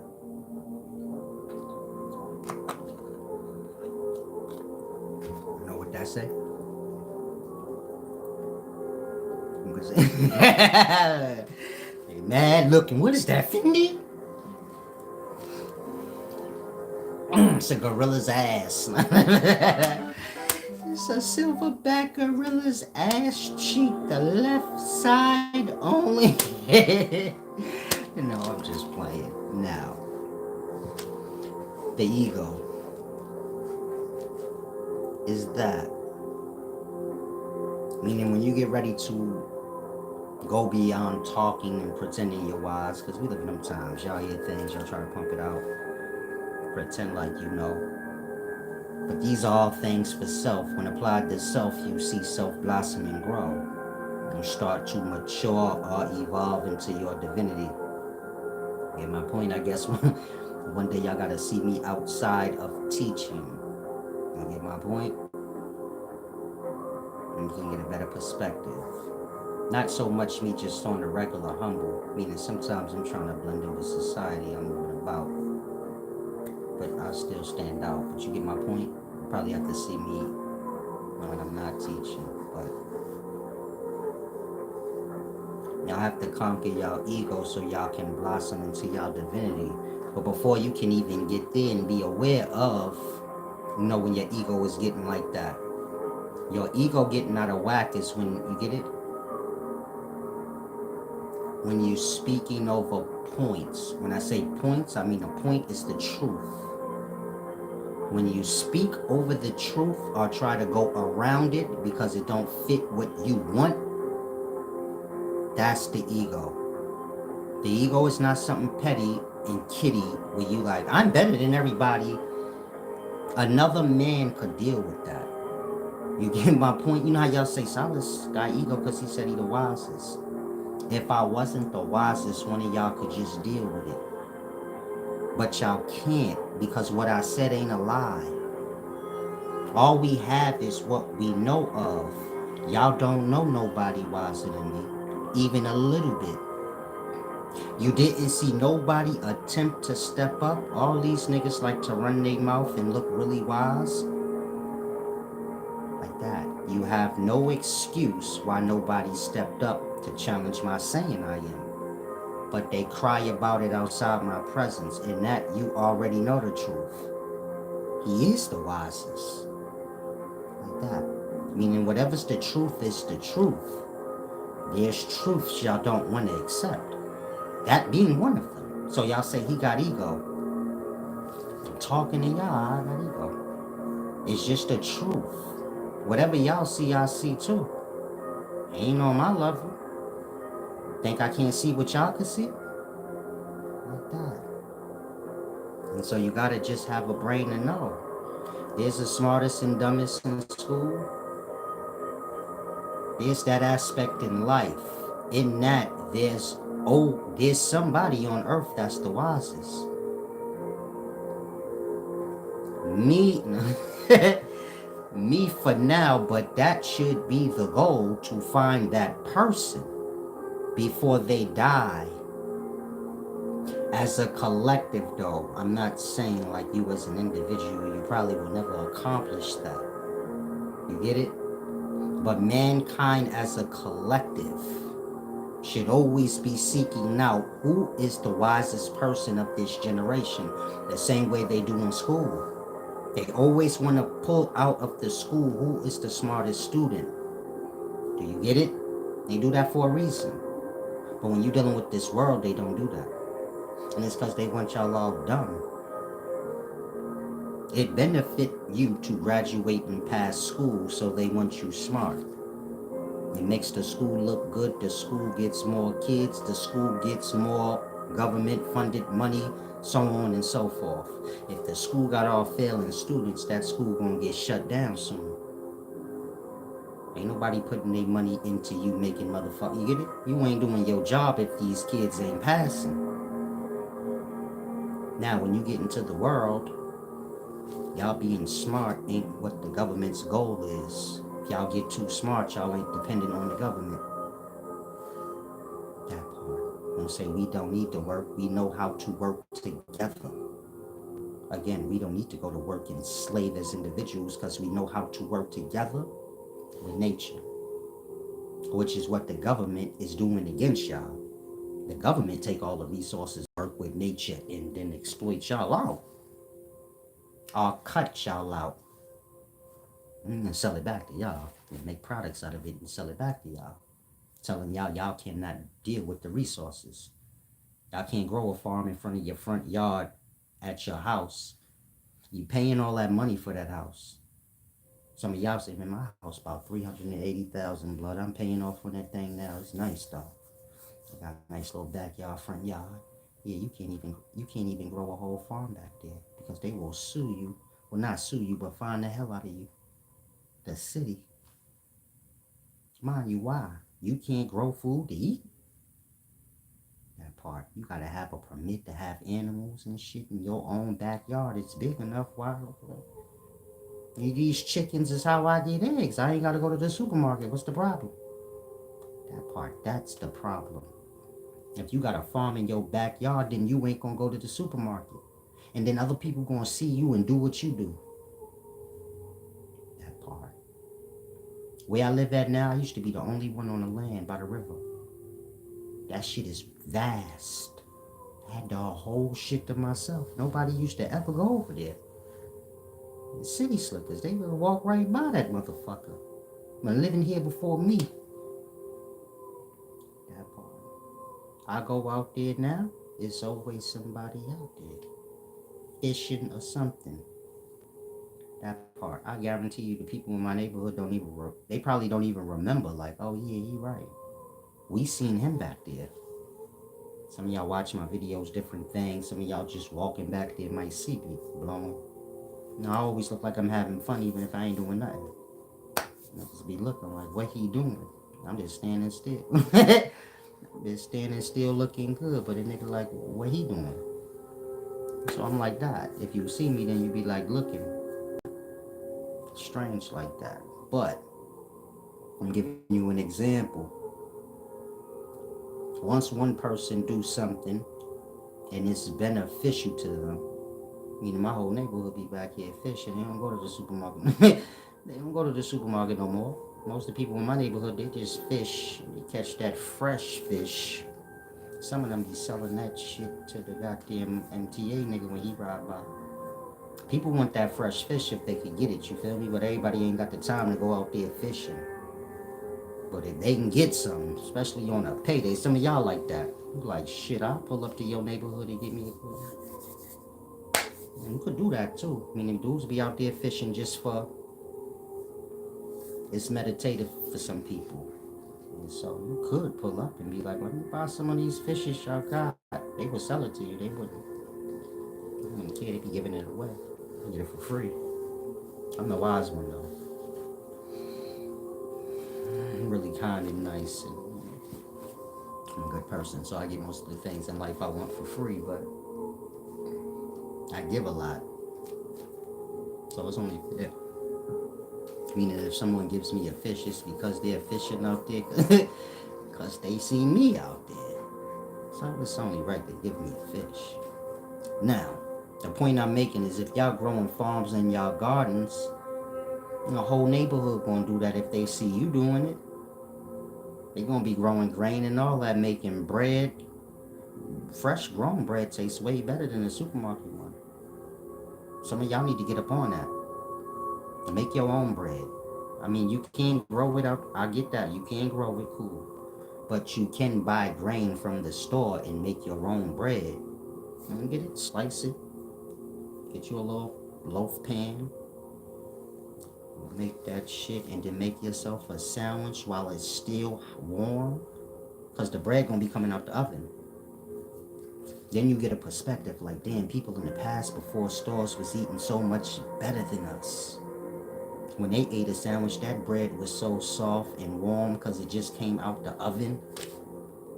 You get it? Think like baking biscuits. It takes like 10 minutes. It's not a long process. Imagine every time you about to make a sandwich or something that's eaten on bread, so you gotta break the bread right quick. But this takes shorter than whatever you making. Like that. You bake a loaf of bread because you done ran out that thing hot when you cutting into it. Do you get what I'm saying? That's food right there. Some of y'all can do that now. You ain't got to buy everything pre-made already. Buy the grain. Ride maybe 3 hours outside of your city every so often and go to the farms. Every state got farms like on the outskirts of the cities. Regular people that just farm, they probably sell their shit to the stores, but you get it? You can always visit the little farms. I know in New York, every fall, you can go upstate and get those apples. They taste completely different than any apple you ever taste in the store. Tastes like apple cider when you bite into it, like sweet. Where you like, oh my God, what is this? And it's softer. The fruit and things in the store is harder. Like real grapes is soft. You buy a grape, a cherry from the store, you bite into it, a strawberry, you bite into it. Juice don't drip down your mouth like back in the day. When I was growing up, if you bought a strawberry, it was already dripping with juice, making your fingertips red. You get it? Once you put your teeth on it, juice going everywhere. This is a strawberry. Same with a grape, anything you think. You could just bite into it, that shit will squirt like the juice. Meaning it's juice filled. I'm from a time where the tomatoes was soft enough where you could throw it at somebody and it'd be like the cartoon where it just splash all over them. Y'all fruit and vegetables are hard. You can drop them and shit like that. In my day, if you drop the apple, that thing will be bruised, indented, and you get it. You could drop an apple today, nothing will happen. Same like a pear. In my day, we used to pick the pears off the trees because in New York City, there was still fruit on the trees back in the early 90s. So like if you go in a free lunch or something, I don't know if other states got that. I mean, you're from the ghetto, they got like free lunch and whatnot. So we all used to, come together in the neighborhood, all the kids, and go to free lunch and whatnot. And on our way there, we used to pick, from the different people's, whoever had a house, their garden had some type of fruit tree in it. It just came with the house. And then you might have had some just on the sidewalk. You got to remember, back in the 90s, they ain't wipe everything away yet. The project still had changed. They didn't turn it into a prison where it had like the gate around it. You get my point? So it was a little different.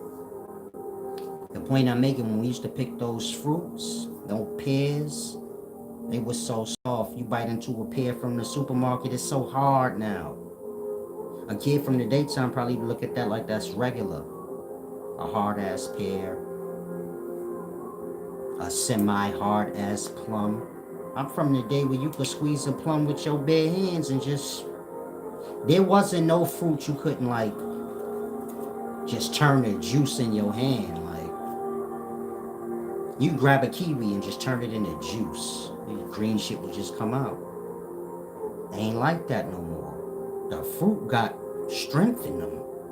You can't just squeeze an apple. Some of y'all probably strong. You be getting busy lately with your. So you might could bust an apple. I don't know. A common person. They ain't backed up where they squeezing no apple. And so I'm just giving you a perspective. They changed things a lot in terms of the food. And that if one of y'all neighbors has got their little farm set up in their backyard, they got their grain growing for their bread, their grits, grain for those things. Grits, bread, porridge, grain stuff. Rice has to do with the grain, but you usually need like wetlands to grow rice. Rice can't just grow regular. It gotta be like wet and soggy.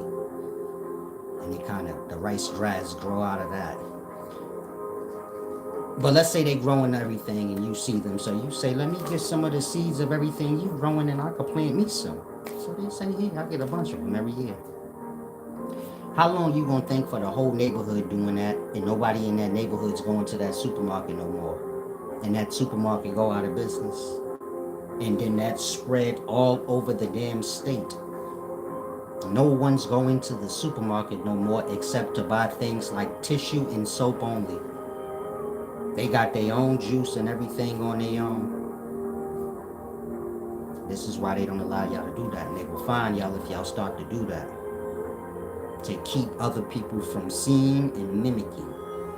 Now on the block I live on now, or the block before my block, there's a cherry tree every year. We get out there, we get the cherries off it. That's now. Meaning there's still fruit trees all over the city still. People that blind and lost, y'all will walk right by it. There's still bean trees, trees that's growing beans and all kind of things y'all don't even know. Y'all see it, but you lost into whatever you lost into. And so you get my point? The ego have to be shed so y'all can become aware of the many things in reality that's against y'all, how y'all against y'all own selves. Look at it like that. Until you become aware of the ego accurately and you kind of starve it or kill it. When I say kill the ego, we speaking of you having that ability to make yourself right even when you're wrong, or see things however you want even if it don't match reality. You get my point? Some of y'all could take an L in life and you don't want to accept it. You cause yourself so much grief because you just don't want to accept, I took an L and that's that. You got every excuse around it. No, but this, no, but that. And that you never can get on with your life. or see the reality clear so you can make whatever adjustments you need to. You get my point? Some of y'all might be bitted out on that kind of path. There's many different aspects of the ego seen from the wrong perspective. Meaning you have the reality that's before us all, and then we all have the ability to adjust how we perceive that reality. You can't change the reality, but you can adjust how you perceive it, and you can manipulate others to see it how you do. And this is what will create that bubble where you get lost in your own reality. When you convince others to see it how you do, and then it becomes y'all normal or y'all perspective. And any other perspective is wrong. And do you get my point? Now you disconnected from the reality because you adjusted the mind so you can get through something. Look at it like that. How many of y'all have went through a thing that you just couldn't truly deal with, so you adjusted your mind however you did to get through it, never realizing I kind of adjusted my mind to not face that reality because I didn't want to. And now I'm living out this adjustment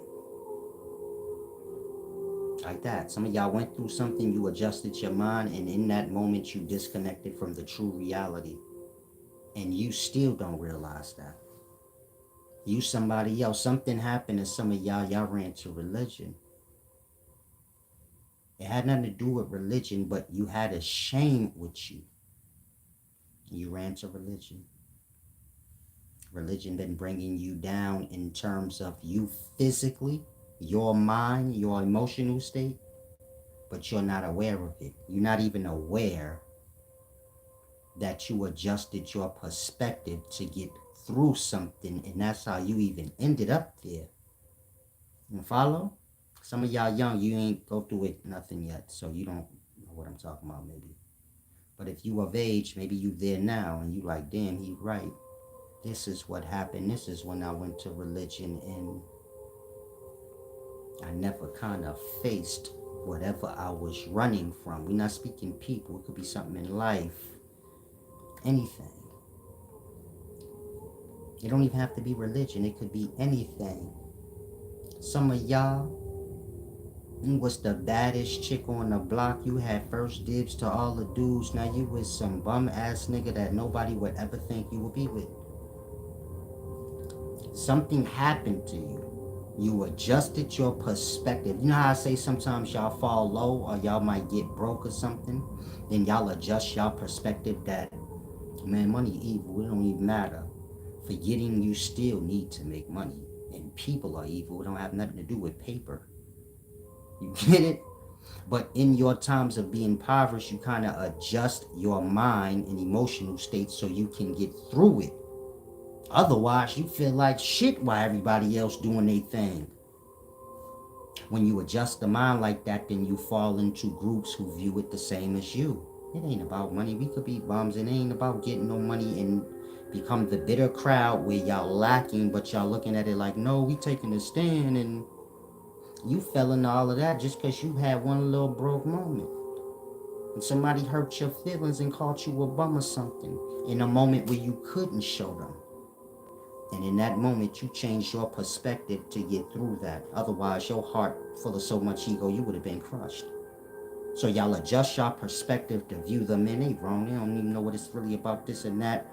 Next thing you know, you find yourself a part of this group, that group, and you ain't never get back to who you was. That nigga that got first dibs on all the chicks, fly, living life and happy. Or it could be a woman. You was that flyish chick, body always in shape, getting all the dudes, living life happy. Now you like, it ain't about those things though. But then what is it about? The fuck are you talking about? It is about that. It's about looking nice or as nice as you can, having fun, making good memories, and that's it. That part, nigga get grown and think it's about working. Yeah, these things is forced on us, and we help to keep it uphold it. But do you get my point? It ain't about that. You can't possibly think it's about that. part. Those things is what interfere with what I just said. You know, y'all looking good, having fun, your job doing that. You know, wake up in the morning, you rushing to work, you like, I ain't got time for this shit. You've been doing that so long now, you like, what the fuck, I don't even care about getting fly for. I ain't going nowhere. That part, fuck that. Nah, fuck that job. You gotta earn a living. But do you get my point? Mentally, you have to get there. It's like, nah, fuck that. This is like me selling my soul out to the job. I work the job. I got to always make some time for myself, though. And look nice and go do something. I don't care if it's one time a week. Like that. You don't want to adjust the perspective because you're going through a moment. A lot of people, they wind up living out that whole moment for forever. And this is because of the ego. The ego don't have nothing to do with arrogance and confidence and none of that. If y'all could grasp that and y'all could grasp, okay, my ego is that thing that got the power to adjust the reality and my perspective on it. And then I could get lost into that, thinking I'm right, and I was never right. I was just adjusting my perspective. You get my point? Any hardship you have, it just have to do with you losing your balance. Maybe you raised up too high before you supposed to, so life just pushes you down. This is good. Meaning life gonna keep you right where you need to be, but your perspective throw you off. Life have you up high, but you think you higher than you is. But it's fine. Life got you where you need to be. But your perspective is thrown off. And so you do whatever you do and wind up falling. But you truly don't fall. You just go to where life have you. Do you get it? Again, life have you high already, but you greedy and shit, so you make your perspective push you all the way up even higher. Now when you fall, that's all just an illusion of the ego. You get it? That part, you fall back to where you was, which was a high place, but you're greedy now, so you say, I'm low, I fell off, and our perspective. We got the ability to adjust our perspective or let it get out of whack. This is the ego. In that, some of y'all viewing yourself as in a low place and you scrambling and scraping to get mad money and you already good. How many of y'all ain't necessarily broke, but you thinking around the clock and scrambling to figure out how you gonna make more and more money, and you ain't even broke? You ain't even enjoying what you got, cause you like, no, I got to get up to Oprah and them level. The fuck are you talking about, man? Enjoy what you got. That part. You see how the ego could go out of whack, which is the perspective, and you don't even enjoy your reality or notice it till you lose it from neglecting it. You say, oh, that wasn't so bad, I wish I had that. You get it? This is the true ego teachings, becoming aware of that and learning how to keep the perspective in line. You see, when y'all say I had ego, I say how? Like that. I ain't never lost. Y'all said I got ego, how? Maybe I missed something. You get it? My ears ain't never closed to whatever you gotta say. Now, whatever you say, if it's completely stupid from there, then I'm done with you. You trying to bring me down, that's what that's about. But if you say anything about me, I'll keep my ear open. Maybe you're right. Some things y'all may have said in the past that I done forgot about now. But the adjustment was made. And go back to my earlier videos, you'll see growth. Like he speaks better, everything is better. Whatever y'all say, if it hold merit, I fix it. This is myself, so I always look at it like that. Whatever a person's saying, if it got to do with me, if they right, it's only the bettering of myself anyway, so. And I always reflect on myself at the end of the day. In that, I can never go to wherever y'all think I'm lost in ego at. I spend too much time reflecting where I was, where I'm at. I always think about when I first started, and you get it? I was a little handicapped. I always remember my progress, and you get my point? Keep everything in the proper perspective. Most people get lost, and then you get my point? Shit come tumbling and flip-flopping all out of whack. You have to learn to keep that balance. Grow in your confidence. Be as high or great as you can. You get my point? Whether it's emotionally, mentally, or physically. Say shit, fellas, I ain't never been that smart and I ain't never been that emotionally stable. But I look good. Start there.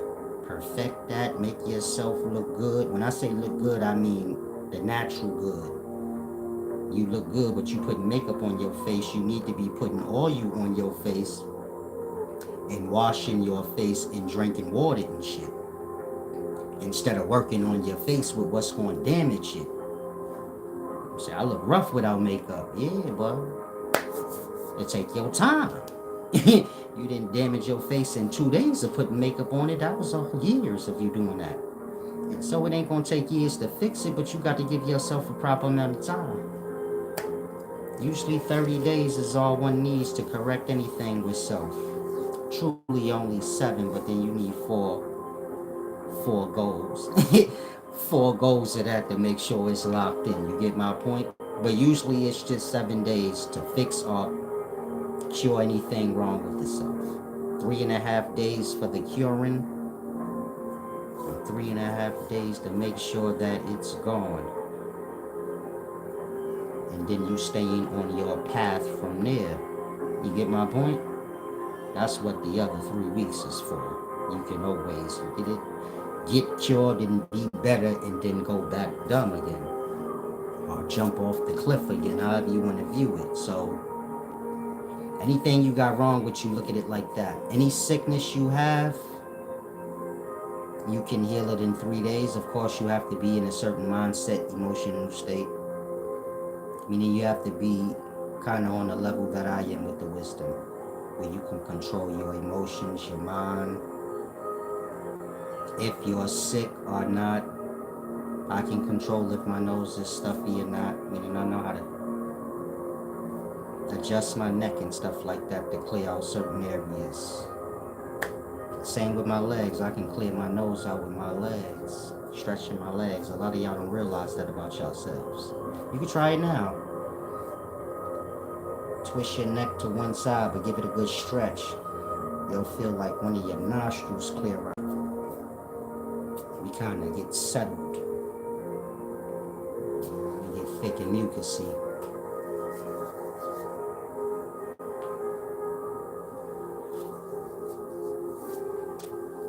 So stupid. He said, hey, I seen a video where you had a mohawk.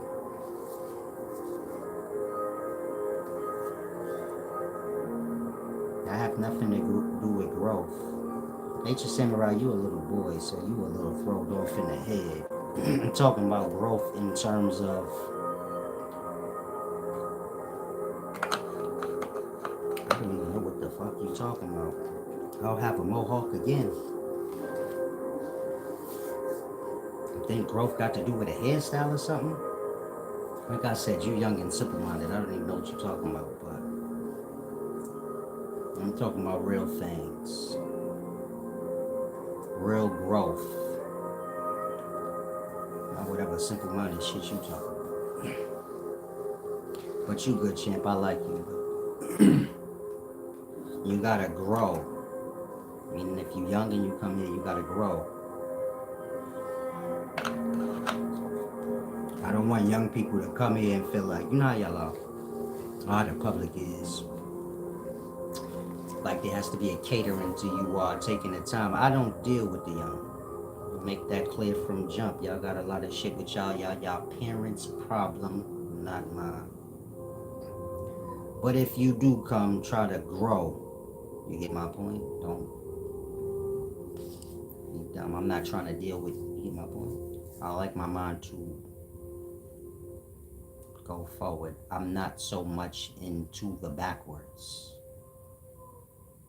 Go back and help them mentally. Fuck all that. You fall short where you do. Everybody got to look forward. You can't be looking down and back. What's we doing? And so if you young and you here, kind of try to, if you flip-flopping, If you follow gossip, this is for not even the young, just everybody. If you follow gossip and a lot of the rap and loving hip hop and all that tacky shit, I'm not saying you can't. You can. But when you dealing with wisdom, these is the things that people on a true path of wisdom is running from.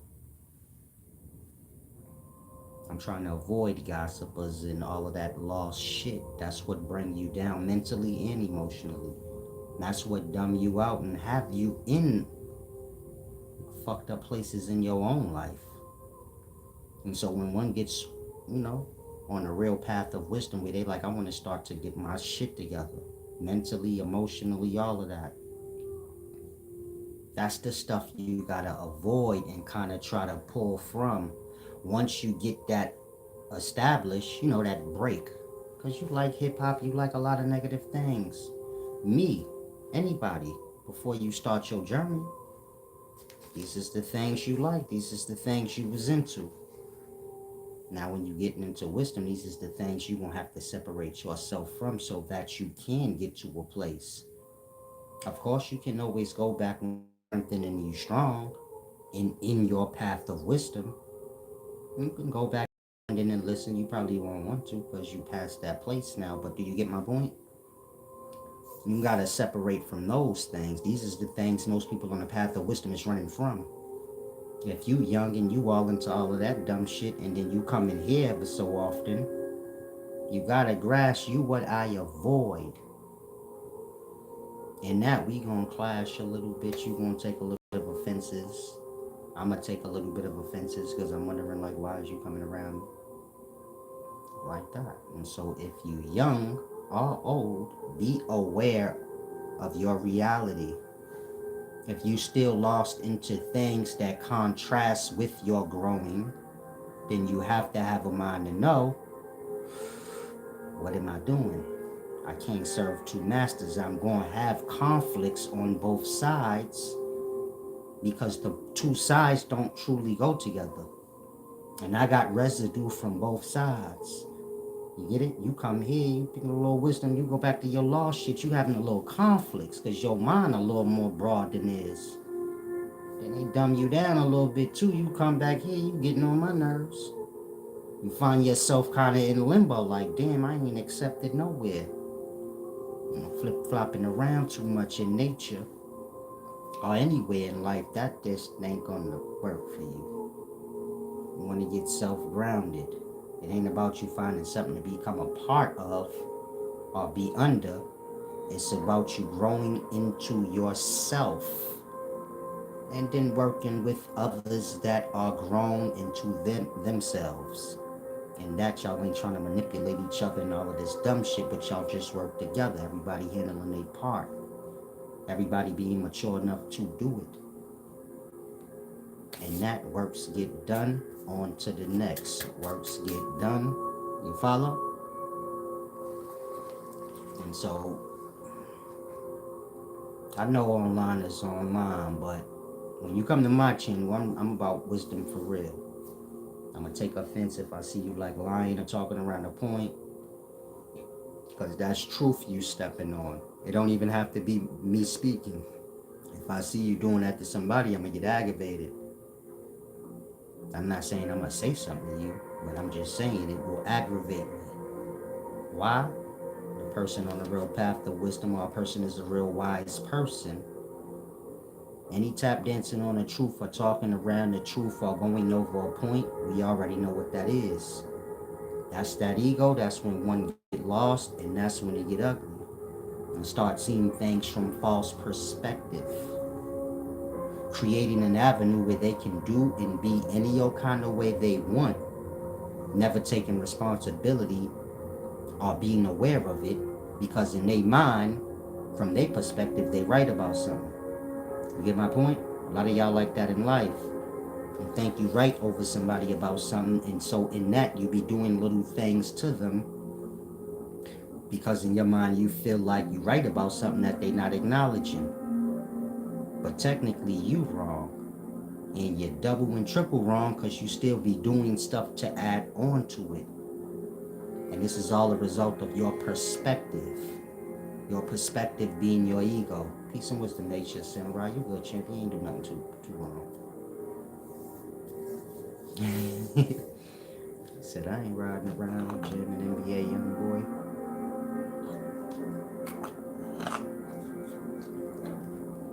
But listen to these things.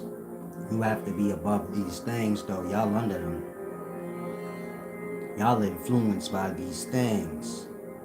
I could listen to NBA young boy and I ain't a goofy kid to me. When you become wise to things y'all like, y'all wouldn't. It will look stupid to you. Like, the mind becomes mature and aware of every reality. Most of the rappers I grew up liking, I know their truth. You're lesser.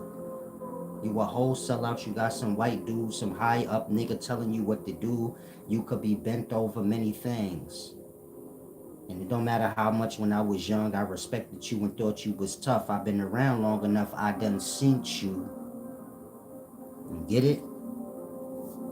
I seen you not say things you should have. I done seen you do what we would call like selling out and being a sucker. Going with certain morals that you ain't supposed to. That part. Once you get to a certain age, that idolizing shit go out the window. You see how y'all be idolizing Lil Boosie and all that. And sometimes he be flip-flopping on his perspective. Yeah, he got a problem with rats, but not when it's somebody he cool with. Which is the same thing all y'all do in that Lil Boosie y'all. That's why y'all like him. His morality is wherever y'all's is. That's why y'all like him. But there's no awareness between the two to say, hold on.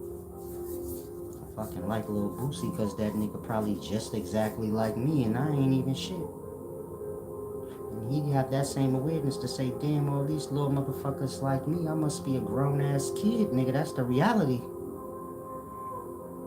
Everybody lost in their ego or their perspective that they made up. That has nothing to do with the reality of life.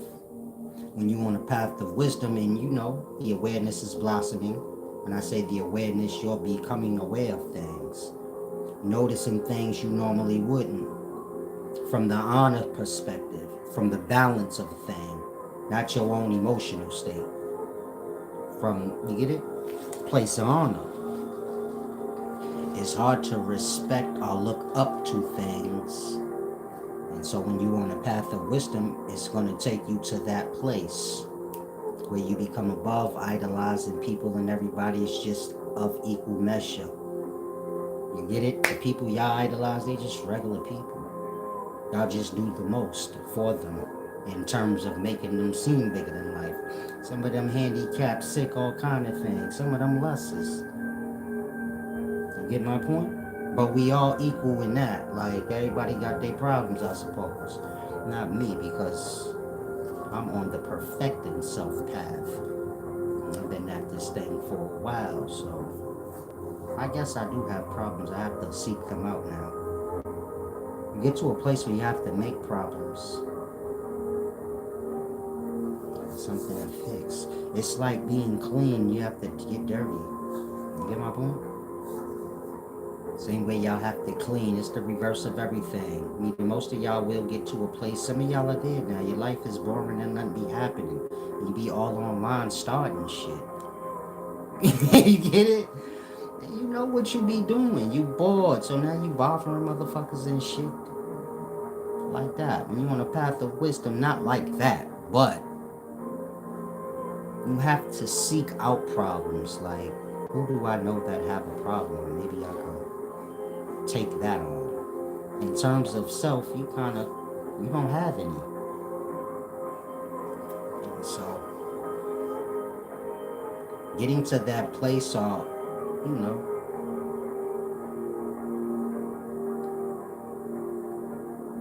being on a path of perfecting self and start there, you have to learn what the ego is exactly. Basically what I was explaining to y'all. And then how to, check it. That's why I said in the daytimes, you never hear none of y'all ever say I was wrong. And that I know y'all lost in y'all ego. And that I know y'all lost in y'all own false made up reality. of whatever y'all want things to be. And that I know y'all highly emotionally disturbed because you cannot live in the flow with life, or you can't live against reality and not feel it while in it. Y'all in reality. Y'all can go against it all y'all want, but do you get my point? I'm a little angry and bitter. I can curse somebody out in the comments, curse one of y'all out right now, and then I'll be back to this flow. This is my normal flow, regular. Y'all normal flow is the opposite. Seeking out somebody to argue with or have a problem with. My normal flow is just speaking clearly and making my damn point on whatever I'm talking about. So it won't have to be that. You get it? It's all a vibration you on. It's not like a superpower. You have to always do your works on self. Same way till the day you die, you're gonna have to clean your flesh. You're gonna get dirty. Like that. You're gonna always have to clean your emotional state in the mind. Even me, ever so often, I have to adjust. It's not a magic trick where, oh, I perfect self, now I'm perfect. It's a balance. You have to keep it.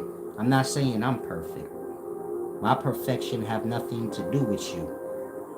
You couldn't identify it, it ain't for you to identify. I'm saying that so nobody needs to look at anybody else's perfection.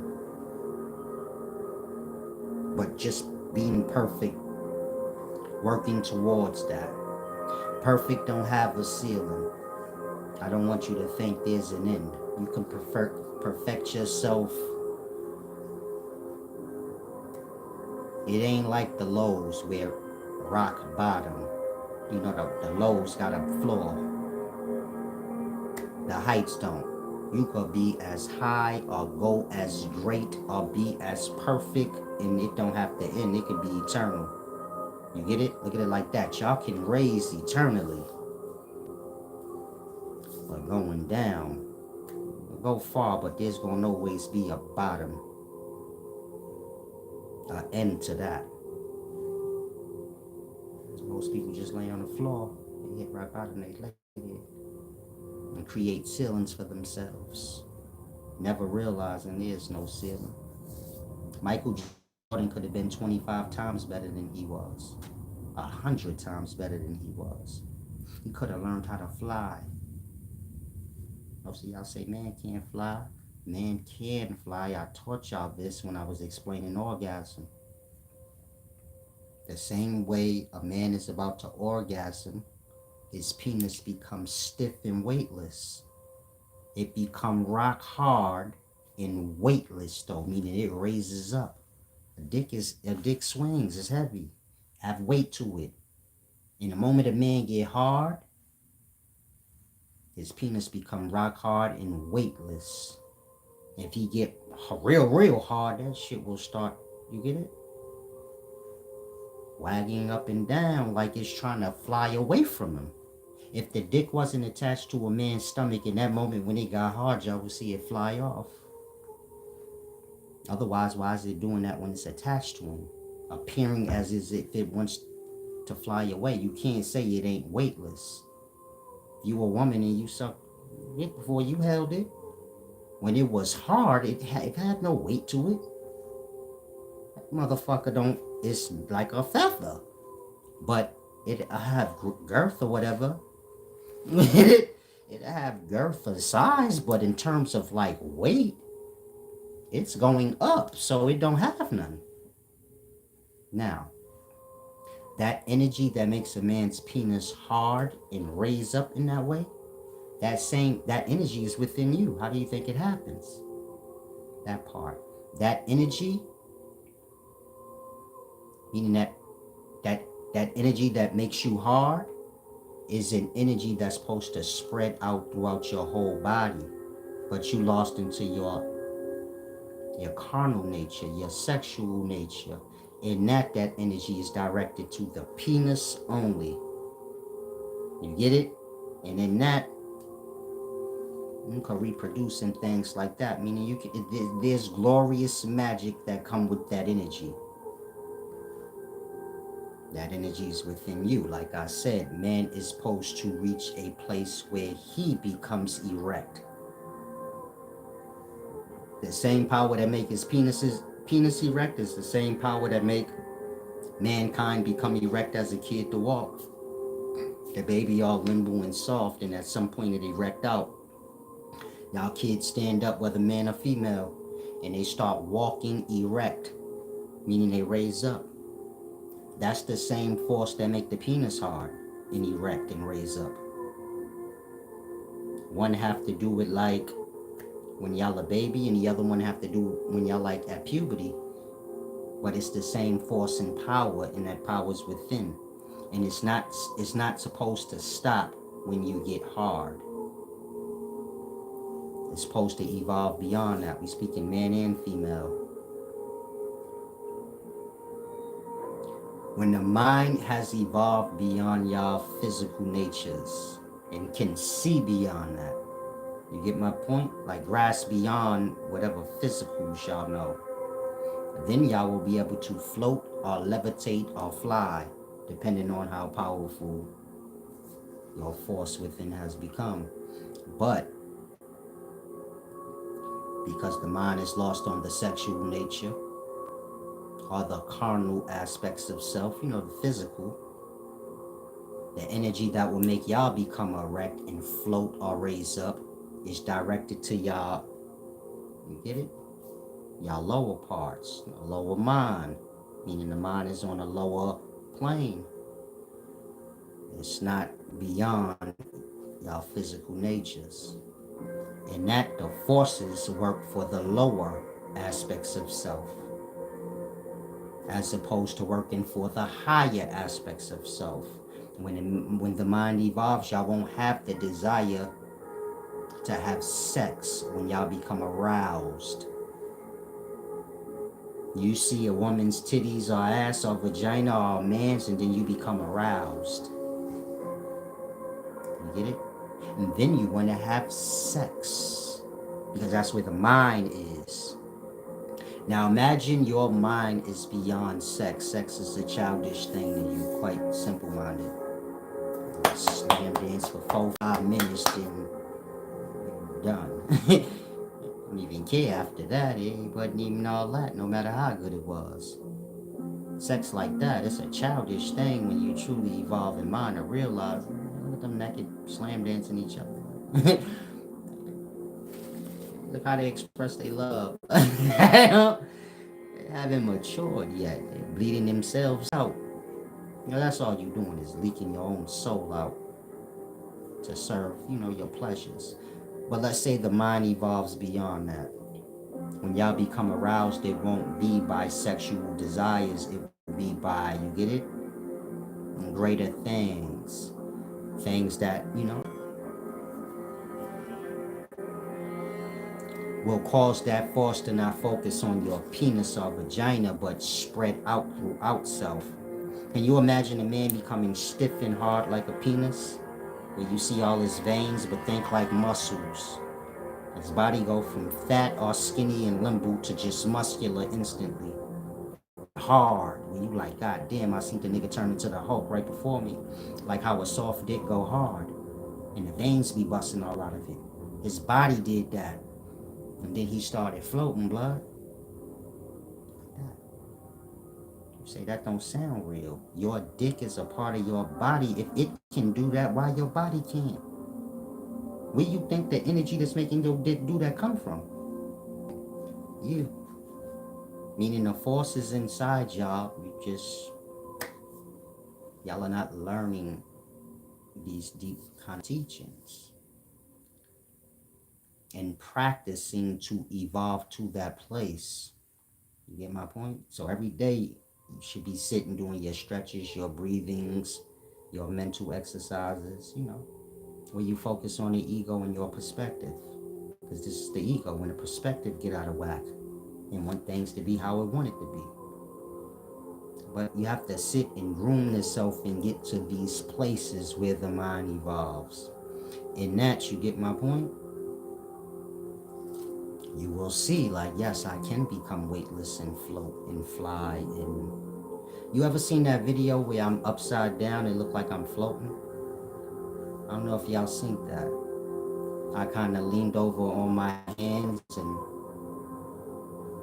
my feet not on the floor, but I'm in an awkward position where you're like, how is he doing a handstand like that? Some of y'all may have seen that video. I'm not sure. If you did, put up a 1. It's a short video. I forgot the name of it though. I'll try to find it and share it after this. I'll put it inside the description of this video. I think it's Wraith Yoga. I forget. But I got this Wraith dog stance. And it have to do with you understanding your breath and making self weightless. In the video I put like as a leaf and then I just raise up. Think like if you're on all fours and then your legs just raise up, but you don't fall though. That's what I was doing in the video. Just raising up my legs. But I'm not in a handstand position or nothing, so I should fall. Don't have to.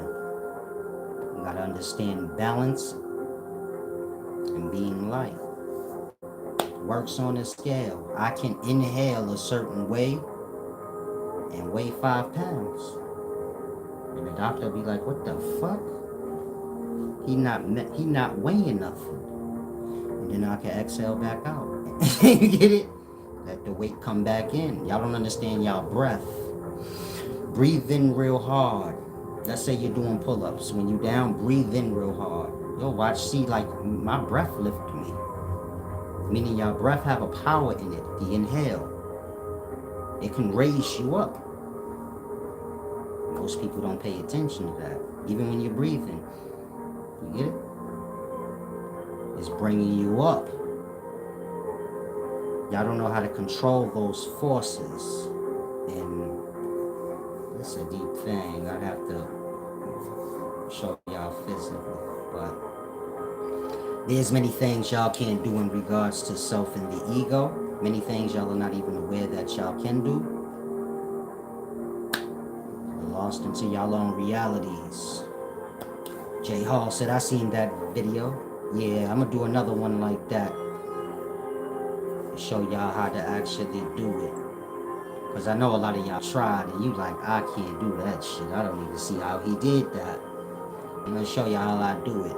But y'all still ain't gonna be able to do it because it's no trick. You get it? It's just like I said. You have to be relaxed inside and understand how to make yourself light. Peace and wisdom, Thomas, man. Learn your breath. This is your soul. All the power is there. It's the same with striking. Sometimes I sit, you get it? And you gotta learn how to breathe and strike. And all, you get it? The power is in your breath. No matter whatever you're doing. Your soul or your inhale, exhale breath. One or the other. Depending on what you're doing. The power is there. And so, it's just words now. Like I said, I would have to show y'all, but yeah, Wraith Ninja short video. So that's why I named myself Nature Samurai the Third. Salam, champ. I had to learn some of your wraithing. It's all delusion. You see how I just did that? Most of y'all say he moved his hand. I didn't. Moving my head. Little things like that. In that, it wouldn't matter where I move my head. My arm's always in the position to strike. But it looks like I'm moving my arm. You get it? Little details like that. Knowing your points. Shoulder, you get it?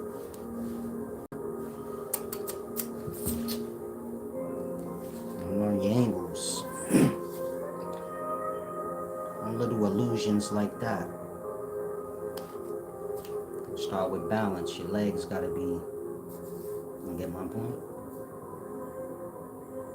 Measure distance in The sturdiness of the legs, the ankles though. When you're doing my fighting style, your ankles got to be up to par. And then they gotta be strong. That way you can go different levels and not be uncomfortable. Like a fight in a kneeling position, and it feel regular to me. I can stand straight up. Most people can't fight kneeled all the way down where their knee is like this far from the ground and move fluently and comfortable like regular. But you have to practice. Like the video where I showed y'all me kneel down without lifting my heels. Your feet have to be able to bend back towards your shins as far as you can get it. And that, good luck trying to push somebody off balance that can do that. Meaning if you can sit like indigenous people where they just kneel down and they don't lift their heels up, think like a baseball pitcher or a baseball catcher behind the person batting. He's kneeled down on his tippy toes, his heels is up, waiting to catch the pitch.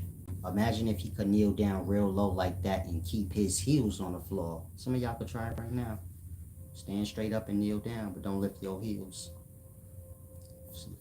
Most of y'all will say, I can't go all the way down. I fall backwards. I have to lift my heels up so I could stay forward. If your feet could go back towards your shin, then you would be able to do it. And it wouldn't bother you none. Call that the monkey stance. And you can move like that too. If you become comfortable, it become regular. You get it? And then you can fight many different levels. Kung Fu dudes be doing that when they doing snake style. They could drop kind of low, and you get it? Kind of walk on the insides of their legs like their ankle bone to the knees, but moving fluid. It's all exercise, all practice.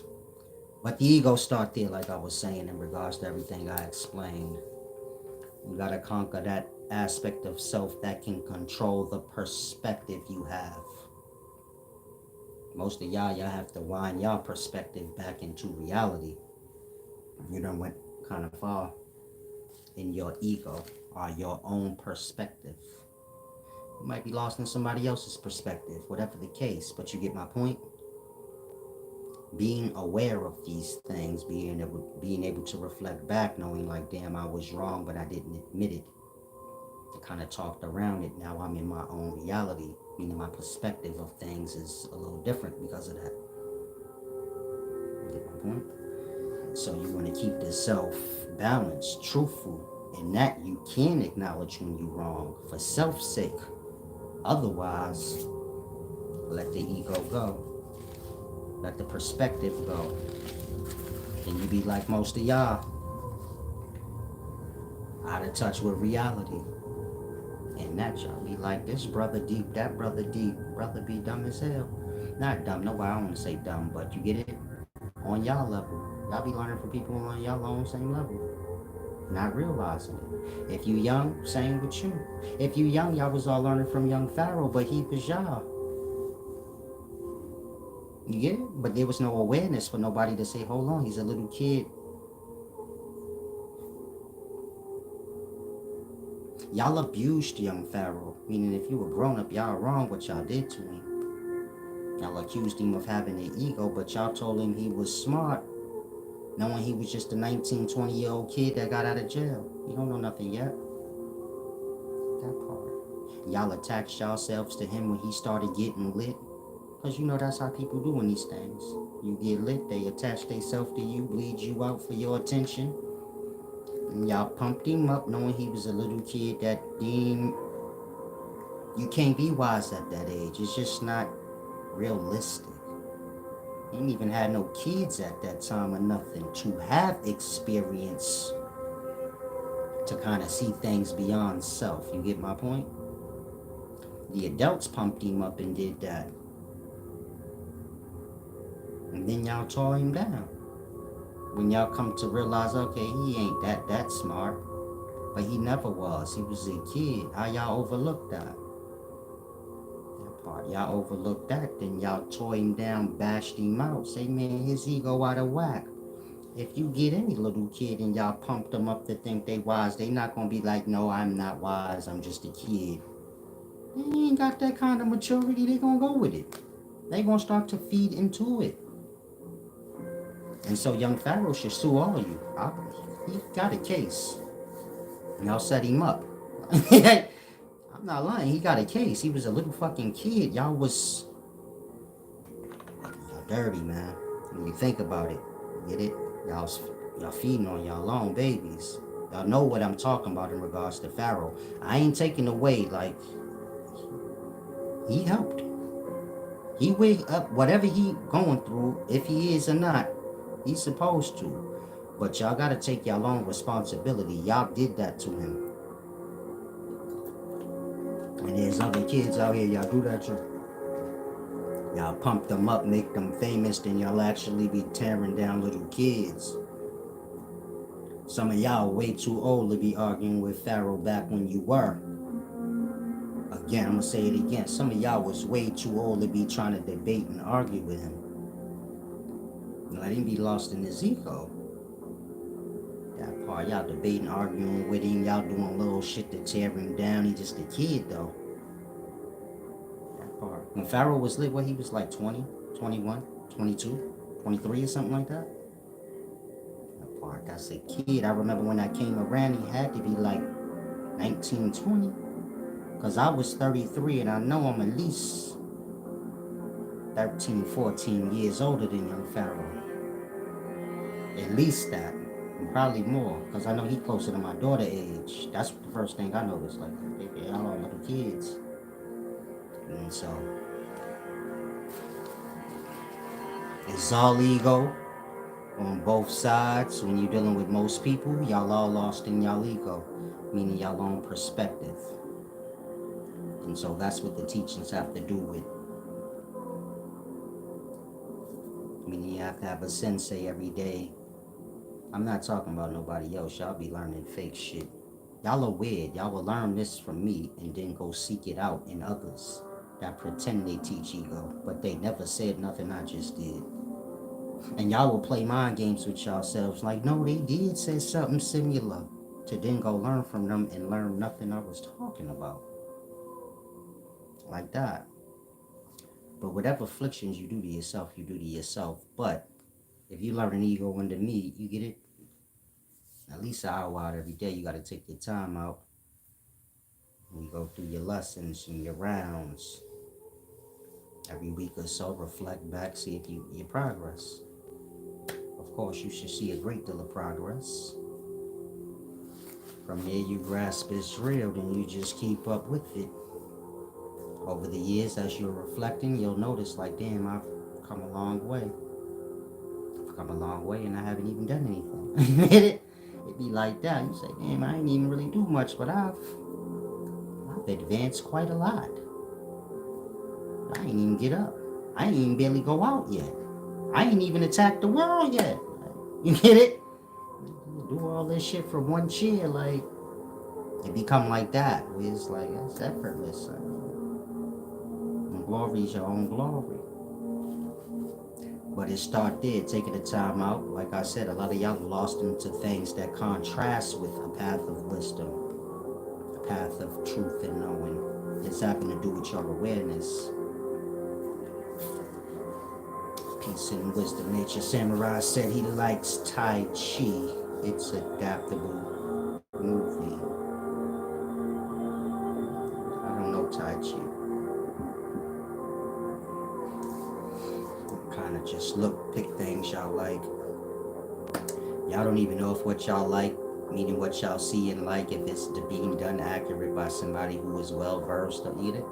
So y'all in the time where y'all just lost. Meaning whatever Tai Chi you like, I don't even know if it's truly Tai Chi. It's a good possibility it ain't. You get my point? It's just like when y'all doing yoga in the daytime. That's not yoga. Y'all are just stretching and folding yourselves up on the floor. In regards to the teachings that go with it, so you clear on the point of what you're doing, just gathered together, rolling around on the floor, pretending like y'all getting, you get my point? But if you ask anything that they didn't know before, they still don't. And just making themselves learnable. But in terms of understanding,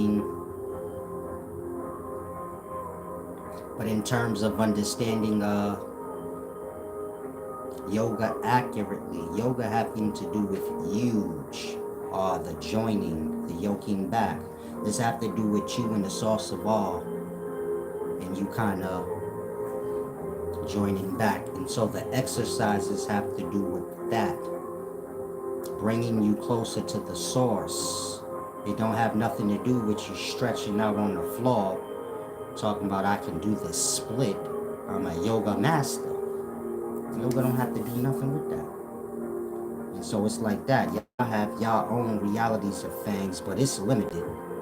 And after y'all make yourselves limbo, y'all still don't know shit. So in regards to what I be saying, it goes so much deeper. And so kind of grasp. You know who said explain Tai Chi how you know it. Ears don't work, champ. I just said I don't know Tai Chi. So you say explain Tai Chi how you know it. I don't practice Tai Chi. I do my wraithing thing. Y'all think somebody taught me something. I learned from life. I explained to you how I learned from all the balances in the life. Gave you deep explanations on the things I learned just from that. Just from the inhale, exhale breath, how much I've learned from that.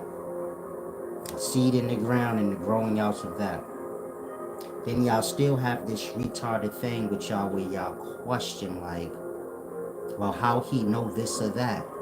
Beyond how y'all learn, that's how. But I already explained to you how. You get it? I learned directly from life in its natures or its glories.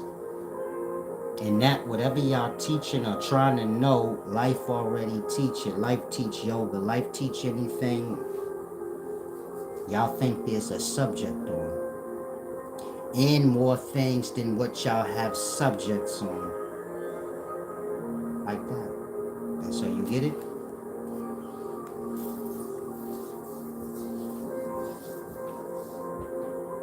I know, but what are you saying? You come here and make sense when you speak it. I don't know what you're saying.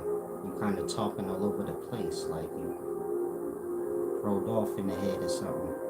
But you said get lost in dumb talk. Now suddenly folks said it Guru is deep. I used to like Sad Guru. He like y'all, you get it?